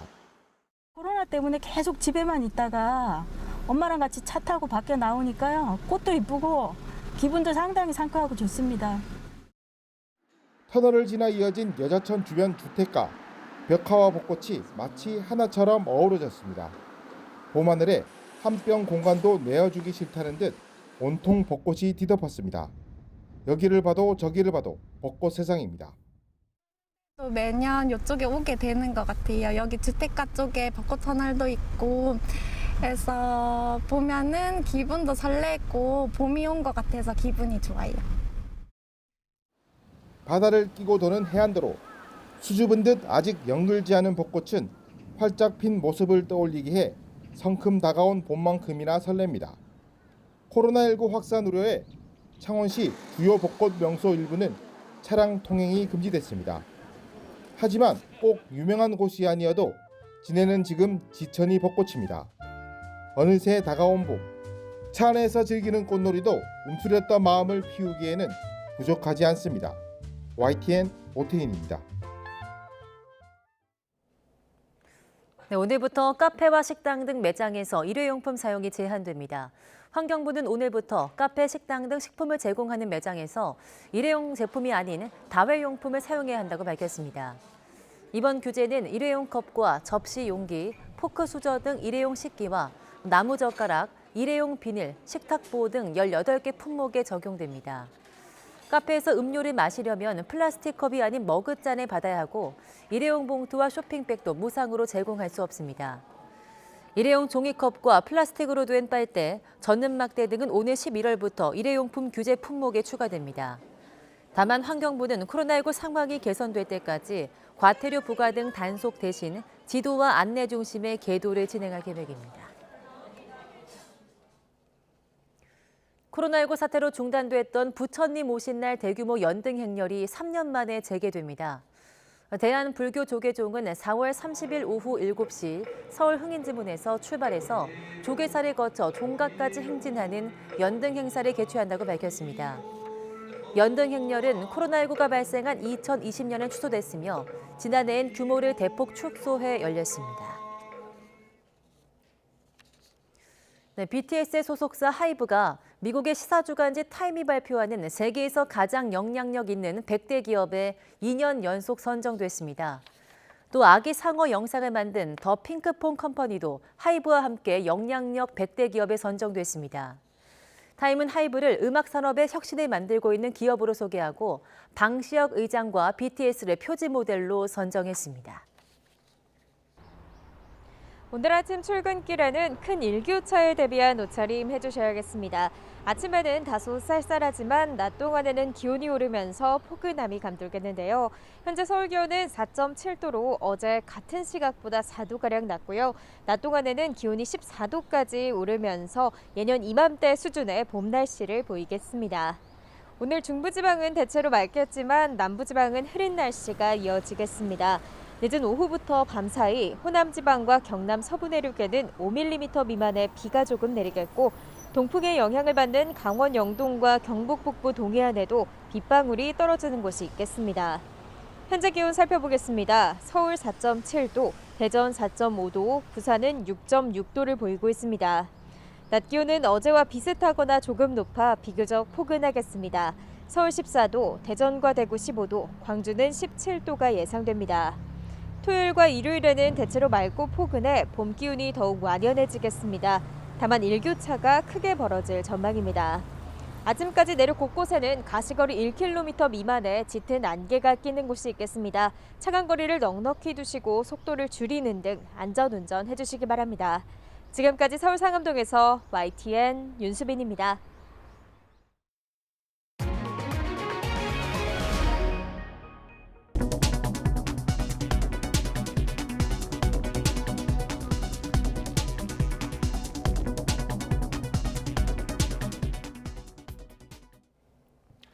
네, 이상으로 굿모닝 YTN 마치겠습니다. 잠시 후 YTN 24가 이어집니다. 시청해주신 여러분 고맙습니다.